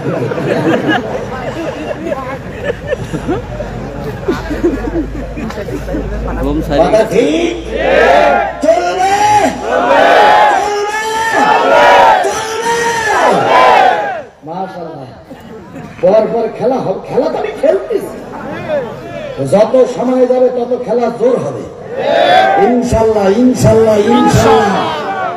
কোনদিন ওষুধ নিয়ে আসছি ভাই, কোনদিন একদিন একই সঙ্গে যদি সব ওষুধ খান তাহলে ভুড়ি বাস করে মরে যাওয়ার সম্ভাবনা আছে। এই জন্য মাঝে মাঝে কোরআন বলি, মাঝে মাঝে হাদিস বলি, মাঝে মাঝে ওষুধ দেই, তাহলে সবটাই ঠিক হবে। কথা বলেন ঠিক না? ঠিক। নতুবা কালকে কিছু ভালো মায়ের সন্তানেরা বলবো উনি ওয়াজ করতে আসেনি, উনি রাজনীতি করতে এসেছিল। এই কোনটা বাজার, কোনটা তফসিল আর কোনটা রাজনীতি, সেই তুই কি তুইটা আনলি কিনল, তুই তো চুরি করে এমপি বানাইছিস। কথা বলেন ঠিক না? বাংলাদেশে কথা বলা কথা বলি টিপটিপি কুকুরিকে ধরানো হবে, ভাতকারি করা যায়, আর কোনো ভাতকারি করতে দেওয়া হবে। ভারত এখন লম্বা লম্বা কথা বলছে, ভারতের কোন শক্তি ছিল না লম্বা লম্বা কথা বলে। এই শেখ হাসিনার জন্য, এই শেখ হাসিনার জন্য, এই শেখ হাসিনার জন্য ভারত এখন লম্বা লম্বা কথা বলে। কথা বলেন, কথা বলেন, কথা বলেন। ভারত কি বিপদে পড়িছে, শেখ হাসিনা ক্ষমতাতে চলে গিয়ে মনে মোদী মনে করতেছে আমার বাপ হারা হয়ে গেছে। এত পাগল হয়ে যায় কেন? এতদিন তোমার স্ত্রী এই দেশে ছিল, এখন তোমার দেশে পাঠাই দিচ্ছে। এখন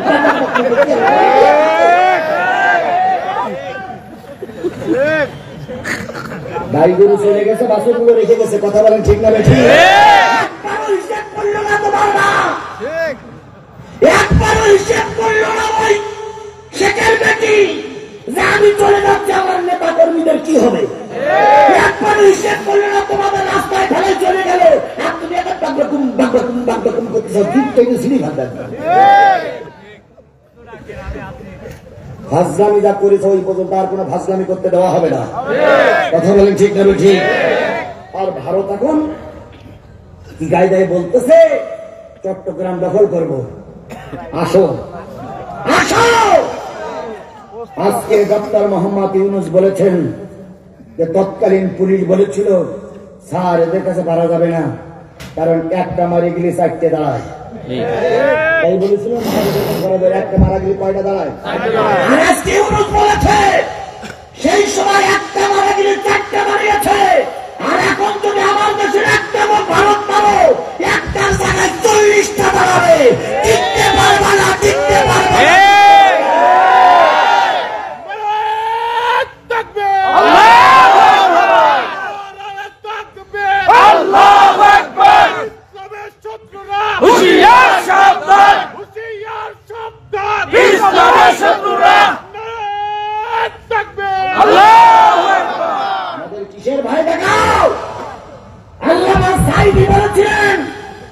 ভারত তোমার সোলজার অনেক বেশি, ভারত তোমার দেশের সীমানা অনেক বেশি, তোমার অনেক অস্ত্র আছে, কিন্তু একটা জিনিস জেনে রেখো, তোমার যা আছে তার চাইতে কোটি গুণ বেশি আমার ভিতরে আছে।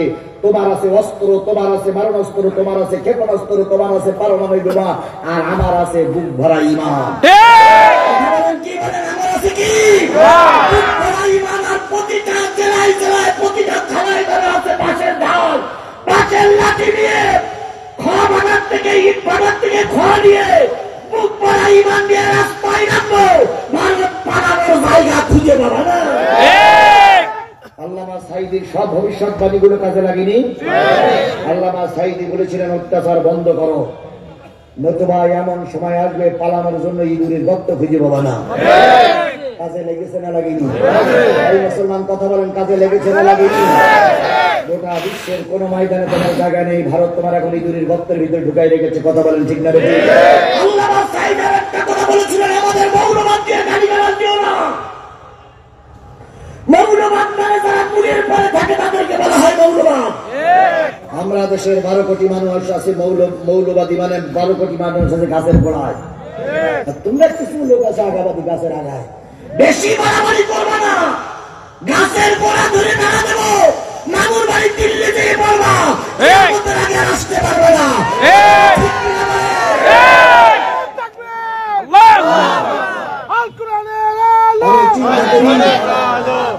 আমি আর আপনার আমার আশা হবে কিনা আল্লাহ ভালো জানে। তবে আজকে যখন সুযোগ পাইছি, যে যাই নাট্টানি করুক, কোনো সাড়ে রজ আজকে হবে না। আমি চিন্তা করি, আল্লামা সাঈদী গাছের গোড়া ধরে নাড়া দেবে নাই দেবে, তা মায়ানমারের কথা বললো না কেন? আমেরিকার কথা বললো না কেন? বললো কোন দেশের কথা?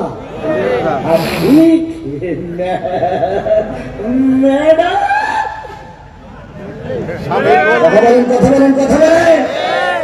আর আর ও তো বলেন আরেকটা আছে, কোনো ধরা পড়েনি, শুধু বলছি খেলা হবে খেলা হবে।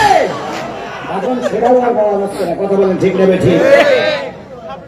মাসুদ তুমি ভালো হয়ে যাও, এ কথাকে বলবে আর পালিয়ে গেছে কান্না কাদের, কেউ জানে না খবর তার, ভালো হয়ে যাও।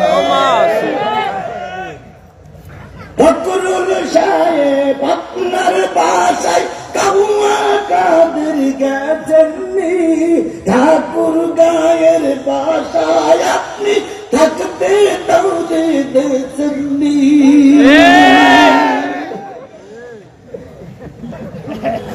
তার সাথে যে হিসাব বাকি, হায় হায়, তার সাথে যে হিসাব বাকি আছে কোটি জনতার, পালিয়ে গেছে কাউয়া কাদের। কথা বলেন কথা বলেন কথা বলেন। সুতরাং আর কখনো এই দেশে আসলো ওই অন্যায় ভাবে রাজনীতি করতে আর জনগণ দেবে না। আল্লাহ কবি ঢুকবে কোন ঘরে? মনে আছে তো? কোন ঘরে ঢুকবে? এবার ওসমান ইবনে তালহা সাহাবীরা বলতেছে, তুমি কি লোক? অপবিত্র লোক, তুমি ঢুকতে পারবে না। নবীজি কথাটা শুনে বড় ব্যথা পাইলেন, কিন্তু ভেঙে পড়লেন না। কারণ বিপদে পড়ে কেউ যদি ভেঙে পড়ে, ওই লোকটা কাঙ্ক্ষিত জায়গায় পৌঁছাতে পারে না। বাংলাদেশ জামাত ইসলামী আপনারা করেন চাই নাই করেন, আমি করি আর না করি আমার ব্যাপার, কিন্তু বাংলাদেশ জামাত ইসলামীর নেতৃত্ব শীর্ষস্থানীয় নেতাদের যখন ফাঁসিতে ঝুলানো হলো, বিদেশ থেকে আওয়াজ আসলো, দেশের থেকে আওয়াজ আসলো, বাইরের থেকে আওয়াজ আসলো, বাংলাদেশ জামাত ইসলামী নিশ্চিহ্ন হয়ে গেছে, এরা আর কখনো মেরুদণ্ড সোজা করে দাঁড়াতে পারবে না। নেতারা বলল, মনোবল হারাইলে চলবে না, ময়দানে থাকো, বিজয় একদিন আসবে। বিজয় এসেছে না আসেনি? এখন এই বিজয়টা ধরে রাখার দরকার। কথা বলেন ঠিক না বেঠিক? দেশ স্বাধীন করা সহজ, কিন্তু স্বাধীনতা ধরে রাখা বড় কঠিন। সকলকে এখন ধৈর্যের সঙ্গে সামনে পৌঁছতে হবে। ইনশাল্লাহ ইনশাল্লাহ ইনশাল্লাহ গোটা বাংলাদেশের এমন কোন জেলা নাই গুণাগারের সফর হয়নি। সফর করে যে ধারণা আমার এসেছে, যদি সব কিছু ঠিকঠাক থাকে, অন্য কোন রাজনৈতিক দলের প্রয়োজন নাই, শুধু যদি টুপিওয়ালার আয়াত থাকে, আগামী সংসদ হবে কোরআনের সংসদ, আগামী গণভবন হবে কোরআনের গণভবন, আগামী দেশ হবে টুপিওয়ালার দেশ।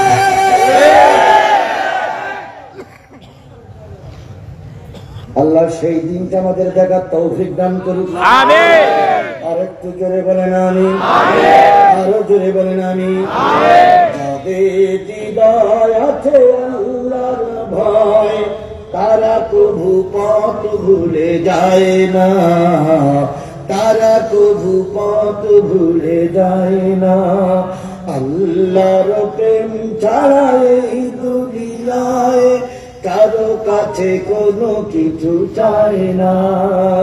রাতের আধারে যারা সেজদাতে রয়, দু চোখের অশ্রুতে নদী যেন বয়, ছলনার হাত চানি যতই আসুক, পিছনে ফিরে তাকায় না।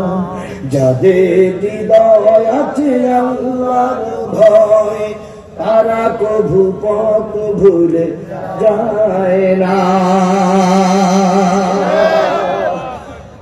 ইসলামের সঙ্গীত বলতে গেলে আমার অশেষ হবে না।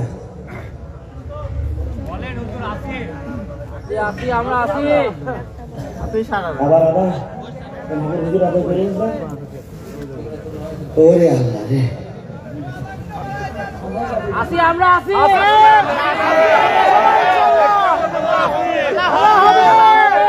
আপনারা আসেন কি আগে না পিছনে, সামনে না পিছনে? খালি পাশের থেকে দুই একজন মোটর যেন না ওঠে, কেউ যেন না ওঠে। যদি কেউ ওঠে জোর করে ধরবেন, আস্তে করে বসে রাখবেন, আর বলবেন যে ভাই তোমার কারণে মাহফিলটা ধ্বংস হয়ে যাবে, ঘটনা করে চলে যাই না। আল্লাহ সবাইকে বসে থাকার তৌফিক দান করুন। আল্লাহ নবী ব্যথা পাইলেন, কিন্তু কি করলেন না, ভেঙে পড়লেন না, ভেঙে পড়লেন না, ভেঙে পড়লেন না। এবার নেতা রাষ্ট্র শুরু করলো। সর্বপ্রথম আবুল আহাব। আবুল আহাব ছিলেন রাসূলের আপন। আবুল আহাবের হাতখানা ধরে বলতেছে, চাচা কাবার ভিতরে আমার হাতখান ধরে একটু নিয়ে যান। আবুল আহাব বলতেছেন, না, তোর কারণে আমার ইজ্জতের খেলা হচ্ছে, তোমার কারণে আমার সম্পদের ক্ষতি হয়েছে, তোমার কারণে আমার এই হয়েছে সেই হয়েছে, কাবা ঘরে তোমার ঢোকানো যাবে না। নবীজি ব্যথা পাইলেন, ভেঙে পড়লেন না। আবু জেহেলের কাছে অনুনয় বিনয় করলেন, আবু জেহেল নিয়ে গেল না, আবু সুফিয়ান নিয়ে গেল না। সন্ধ্যা হয়ে গেল। নবীজি এবারে চিন্তা করলেন, সন্ধ্যা হয়ে গেছে, স্বপ্নে তারা চলে গেছে। ওই তালা, ওই চাবিওয়ালা আবার তালা বন্ধ করে যখন চাবিটা পকেটে ঢুকাবে, নবীজি সামনে গিয়ে বললেন, ভাই সকালবেলা একটা ভয় ছিল যদি নেতারা দেখে ফেলে, কিন্তু এখন তো সে ভয় নাই, সব নেতারা চলে গেছে, আর ফিরে আসবে না, দয়া করে কাবার ভিতরে একটু ঢুকতে আমাকে দাও। ওসমান ইবনে তালহা ওই চাবিওয়ালা আর নজরে তাকাই বলতেছেন, না না, হবে না, হবে না, বেরিয়ে যাও, তোমার মতন লোক এখানে ঢোকা যাবে না। চাবিওয়ালা যখন অহংকারের বশবর্তী হয়ে চাবিটা নিয়ে যখন চলে যাচ্ছিল, আল্লাহ নবী কখন থেকে বসা সন্ধ্যা পর্যন্ত খাবার ভিতরে একটু ঢুকবে, মনের কথাগুলো আল্লাহর সঙ্গে বলবে। এরা যখন সুযোগ দিল না, আল্লাহ নবী অধৈর্য হতেন না। আল্লাহ ধৈর্যশীলদের সাথে থাকে, নবীজি ধৈর্যের সঙ্গে থেকে এবার ওসমান ইবনে তালহাকে পিছন দিক থেকে ডেকে বলতেছে, তালহা সকাল থেকে তোমার কাছে অনুনয় বিনয় করতেছি, তুমি আমার কথাটা শুনলে না, যাওয়ার আগে একটা কথা শুনে যাও, তোমার এই চাবি একদিন নবী মুহাম্মাদের হাতে আসবে।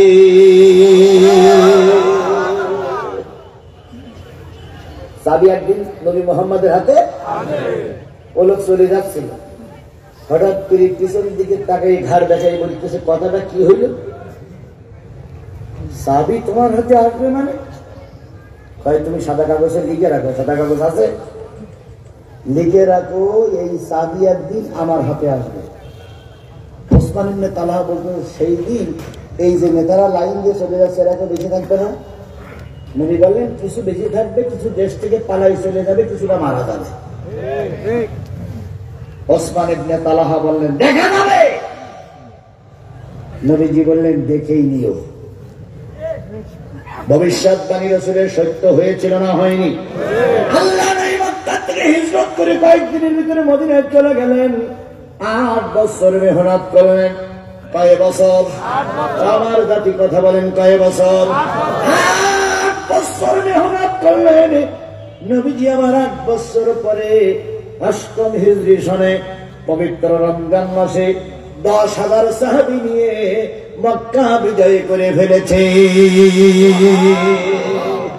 ইতিমধ্যে আবু জেহেল নেই, ওলীদ ইবনে মুগিরা নেই, ইতিমধ্যে আবু লাহাব নেই, আবু সুফিয়ান বেঁচে আছে।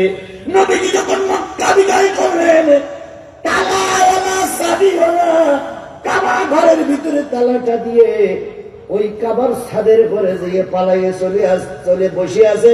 চাবি নবী মুহাম্মদকে দেবে না। আল্লাহ নবী কয় হাজার লোক নিয়ে মক্কা বিজয় করলেন? 10,000 লোক নিয়ে মক্কা বিজয় করে বেলালকে বলেন, বেলাল আজান দাও। বেলাল 8টা বছর দেলের ভিতরে আগুনগুলো ধুই ধুই করে জ্বলতেছে, বিস্ফোরণ হয়নি।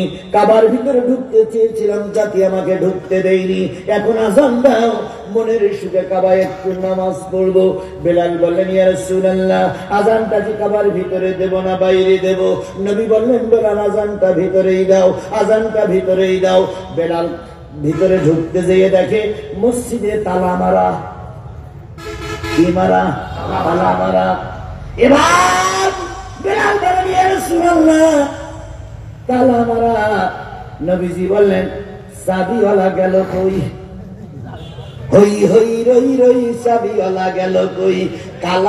কাবার তালা মারলো কে? সে যে এক চাবিওয়ালা। কাবায় তালা মারলো কে? সে যে এক চাবিওয়ালা। চাবিওয়ালা। নবীজি বলেন, চাবিওয়ালা কই? ইয়া রাসূলুল্লাহ, জানি না। নবীজির পিছনে কয় হাজার? জোরে বলেন, কয় হাজার? ওমর আছে পিছনে? ওমর আছে, আলী আছে, খালিদ ইবনে ওলীদ।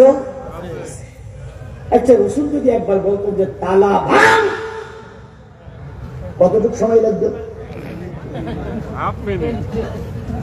হযরত আলী এক যুদ্ধে ঢাল ভেঙে গেছে, খায়বারের যুদ্ধে।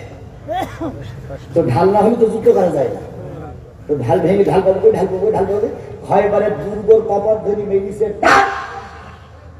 এক হাসকা টানে 16 মণ ওজনের এক কপর ঢাল হয়ে গেছে। কয় মণ? 16 কেজি ওজন করতে গেলেই তাই পাশাতে পায়খানা বেরিয়ে যায়। আর উঁচু করে ধরেছে কয় মণ? 16 মণ ঢাল নিয়ে শেরে খোদা আলী যুদ্ধ করলো। যুদ্ধের পরে ঢালখানা ফেরাই দিয়ে বলল, এতটুক ঢালা মারার প্রয়োজন নাই। চলে গেলেন। নবী বললেন, আলী রে, ঢাল যখন ভেঙে গেল তখন কি করলে? ইয়া রাসূলুল্লাহ, শক্তি কম আছে নাকি? দিলাম এক টান, হয়ে গেল ঢাল। কি টান দিলে? কয় ওই দুর্গের কপট পাল্লা। কয় কতটুক ভার বলে মনে হলো? কয় মনে হলো ঢালের চেয়ে একটু ভার বেশি হতে পারে। নবীজি বলেন, আলী পারবে কি ঢালটা উঁচু করতে? কয় 1000 বার পারবো। এক হাত দিয়ে উঁচু করে যুদ্ধ করেছে, আর এখন পারবো না বললে হবে না। নবীজি বললেন, চলো তো যাই। এবার আলীর লাগাই দেওয়া হলো। আলীর হাঁটু পর্যন্ত মাটির ভিতরে চলে গেছে। চোখ দিয়ে নাক দিয়ে কান দিয়ে পানি বাহির হচ্ছে।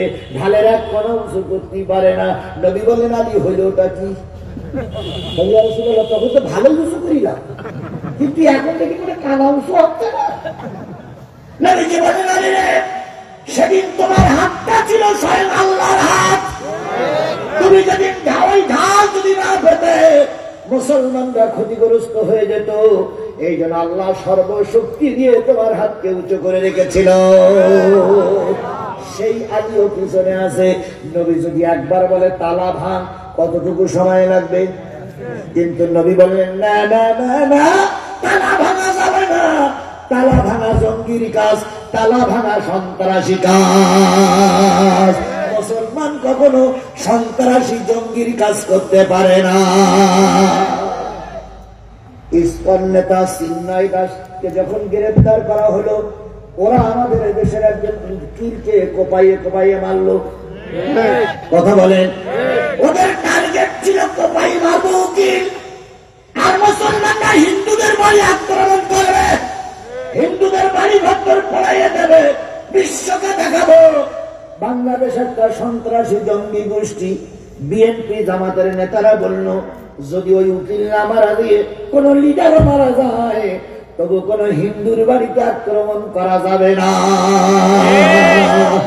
আমরা ওই হুকুম পালন করে চলতেছি। কথা বলেন ঠিক না ঠিক?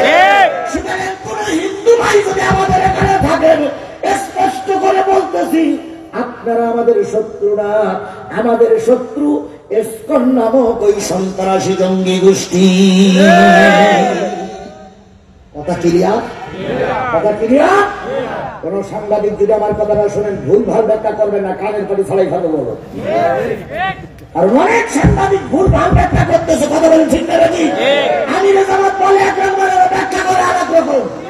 আপনারা আমাদের সম্ভব, আপনারা আমাদের ছেলে ফাঁসকামি করবেন না।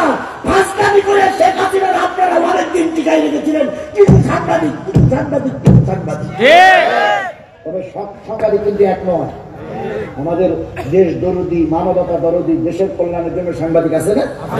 আর কিছু কিছু আছে এখনো ভারতের ভারতের এজেন্টের কাজ করতেছে। মনীষা একজন গ্রেপ্তার হয়েছিল, আবার কোন কারণে বেরিয়ে গেছে আল্লাহ ভালো জানে। এরা মনীষার মতন দুষ্কৃতি কিছু সাংবাদিক আছে না?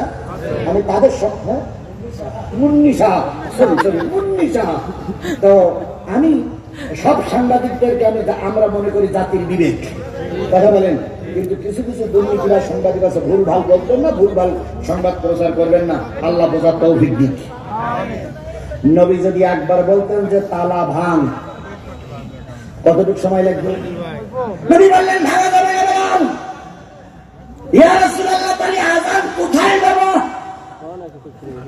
নবী বললেন আযানটা দাও সাদের করে। সুবহানাল্লাহ বলবেন না? আর একটু জোরে কি সুবহানাল্লাহ বলা যায় না? আযানটা দাও কিসের করে? বেলাল সাদের করে উঠে আযান শুরু করে আল্লাহু আকবার, আল্লাহু আকবার, আল্লাহু আকবার, আল্লাহু আকবার, আশহাদু আল্লা ইলাহা ইল্লাল্লাহ,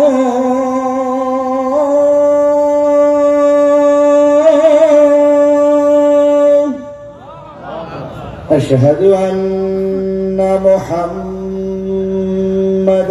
রাসূলুল্লাহ বলতে দিয়ে রাসূলের দিক তাকাইছে। তাকানোর পরে লুল্লাহ আর বলে না। বেলাল কি হইল?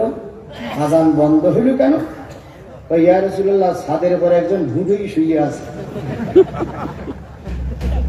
নবীজি বলতে ও লোকের নাম কি? ইয়া রাসূলুল্লাহ কিছুই তো বলে না, ভুঁড়ি শুয়ে আছে। নবীজি বলতেছে ওর ওই একটু ডাকো দি। বেলাল পিছনে যে পা ধরে নাড়া দিয়েছে, ও ভাই, ও ভাই, মক্কা বিদায় হয়ে গেছে ভাই, আর ঘুমিয়েন না ভাই। সমস্ত শরীর নয়। বেলাল বলতেছি ইয়া রাসূলুল্লাহ, এর তো সমস্ত শরীর নড়তেছে। ভাই মাথার দিক নাড়া দেয়, ভাই মাথার দিক নাড়া দিলে পা নড়ে, পা ধরে নাড়া দিলে মাথা নড়ে। তার মানে ও কি ঘুমোচ্ছে না জেগে ঘুমোচ্ছে? আর যে ব্যক্তি জেগে ঘুমায় তার কখনো চেতনা। নবীজি বলেন বেলাল মাথার দিকে দাও, যে একটু মাথাটা উঁচু করে দাও, আমি চিনতে পারি কি দেখি। বেলাল অনেক কষ্ট করে পিছন দিকে ঠেই লাগাই মাথা উঁচু করে। নবীজি বলতেছে তুমি সেই চাবি আনা না, সে কাগজটা কি তোমার কাছে আছে? সুবহানাল্লাহ, সুবহানাল্লাহ, সুবহানাল্লাহ।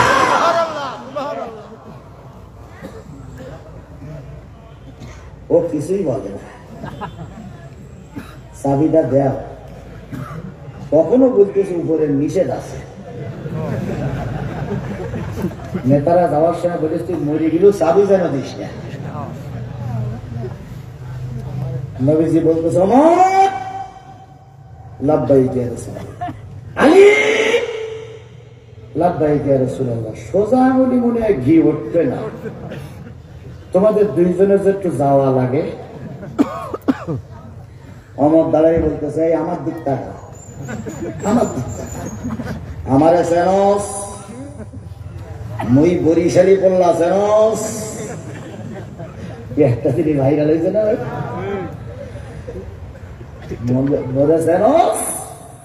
বরিশালি পড়লা নাকি একটা আছে। আমার বলতে আমার সেনস, আমি যে পথ দিয়ে চলি সে পথে শয়তানও চলে না। এখন তুই চাবি দিবি কিনা ওটা তোর ব্যাপার, আমি শুধু 3 বার 1 2 3 বলবো। এর ভিতরে যদি চাবি না দিস খালি তৈরি হ। ও কিভাবে চাবি দিতে আমরা দেখে নেব। আমার বলতে আমার দিক টাকা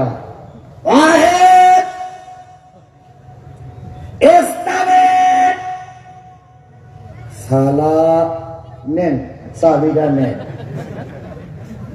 কথায় বলে সত্যর ভক্ত নরনের জন, শক্ত হবেন।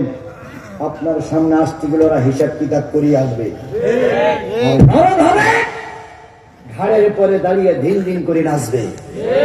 সুতরাং শক্ত খুব বেশি হওয়া যাবে না, বা নরম খুব বেশি হওয়া যাবে না। আল্লামা সাঈদীর ওয়াজগুলো বেশি পাবনায় হয়েছে। আল্লামা সাঈদী একটা ওয়াজে বলেছিলেন যে এক সাপ গেছে পীর সাহেবের বাড়ি মুরিদ হতে। মনে আছে আপনাদের? মনে আছে? তুই এখন পীর সাহেব বলতে তোর আমি মুরিদ করবো না, কেন? তোর রাগ বেশি, তুই যে কোনো লোকের কামলাস। হ্যাঁ, তো সাপ বলতেছে হুজুর আমার মুরিদ করে দেন, আমি জীবনেও কামড়াবো না, কথা দিলাম। তো সাপের মুরিদ করে দিয়েছে। সাপ চিন্তা করছে আমি তো হুজুরের কাছে মুরিদ হয়েছি, কামড়াবো না, গ্রামে আর থাকবে না, গেছে মাঠের ভিতরে। মাঠের ভিতরে জমির আলির ঘরে বড়ি থাকে। এক লোক সন্ধ্যেবেলা ধান কেটে নিয়ে বাড়ি আসবে, দড়ি বাঁচছে না, তো চিন্তা করছে এইটাতে বাঁধি, সাপের দিয়ে পেঁচাই বেঁধে বেশি বেঁধে সাপের লেজ গেছে ছিঁড়িয়ে, মাথা গেছে বেঁকিয়ে, তো এই নিয়ে ধানগুলো ছাড়াই দিয়ে ফেলাই গেছে। তো সাপ 2-3 দিন পরে বেকা ঘাড় নিয়ে লেজ কাটা অবস্থায় গেল, হুজুর আমি আর আপনার মুরিদ হব না। বলতেছে কেন? দেখেন আমার কি করিছে, এই ধৈর্য ধরো ধৈর্য ধরো ধৈর্য ধরো বলে আমার পেঁয়াজ টেস মাথা টাথা দেখাই ফেলে। তো পীর সাহেব সব শুনে বুঝে বলছে, এই বেয়াদব, তোর কামরা কিনাই নিষেধ করিলাম, তোর কি ফোর্স করতে নিষেধ করিলাম? যখন ওই কৃষক তোর মাথায় হাত ধরে তো তুই একবার ফোর্স, কৃষকের 14 গোষ্ঠী ভারতে চলে যাবে। তুই একবার ফোর্স করলি না কেন? শুধু তাই, তাহলে এবার তো আমি ফোর্স করবো। আমরা কারোর প্রতিশোধ নেব না, কিন্তু মাঝে মাঝে ফোর্স করা লাগবে। কথা বলেন ঠিক না? ঠিক। তা না হলে ওরা আমাদের ঘরের পরে চেপে বসবে। আল্লাহ ওদের হাত থেকে দেশটারে বাঁচাইছে, আরো বাঁচার তৌফিক দান করুক। সকলে মিলে বলুন আমিন। আরো জোরে আমিন, আরো জোরে আল্লাহ। বন্ধুগণ, আমার এই কথাটা শেষ করতে আর খুব বেশি হলে 10টা মিনিট সময় আপনাদের কাছ থেকে নেব। 10টা মিনিট সময়কে আপনারা দেবেন। কারা কারা দেবেন একটু হাত তোলেন তো, কারা কারা দেবেন? আল্লাহু আকবার, আল্লাহু আকবার। আল্লাহ কবুল করুক। ভাই, এইটা একটা ঐতিহ্যবাহী মসজিদ, ঐতিহ্যবাহী ঈদগাহ, ঐতিহ্যবাহী দাখিল মাদ্রাসা, ঐতিহ্যবাহী কবরস্থান, হেফজখানা, এতগুলো প্রতিষ্ঠান। এই প্রতিষ্ঠানে আমার অন্তত 500 টাকা থাক, এটাকে আপনারা চান? যদি আপনারা শেষ পর্যন্ত থাকেন, আমি ওয়াদা করছি কোরআন শরীফ ছুঁয়ে আমি কথা বাধাই রাখবো না। কিন্তু কর্তৃপক্ষ একটু বারবার বলতেছে হুজুর অনেকেই টাকা দেওয়ার জন্য, আপনার হাতে টাকা দেওয়ার জন্য অপেক্ষা করছে। কার হাতে টাকা দেবেন ওটা আমি জানি না, কিন্তু আমি মুসাফির, আমি কয়েকশো 300-400 কিলোমিটার দূর থেকে আসছি।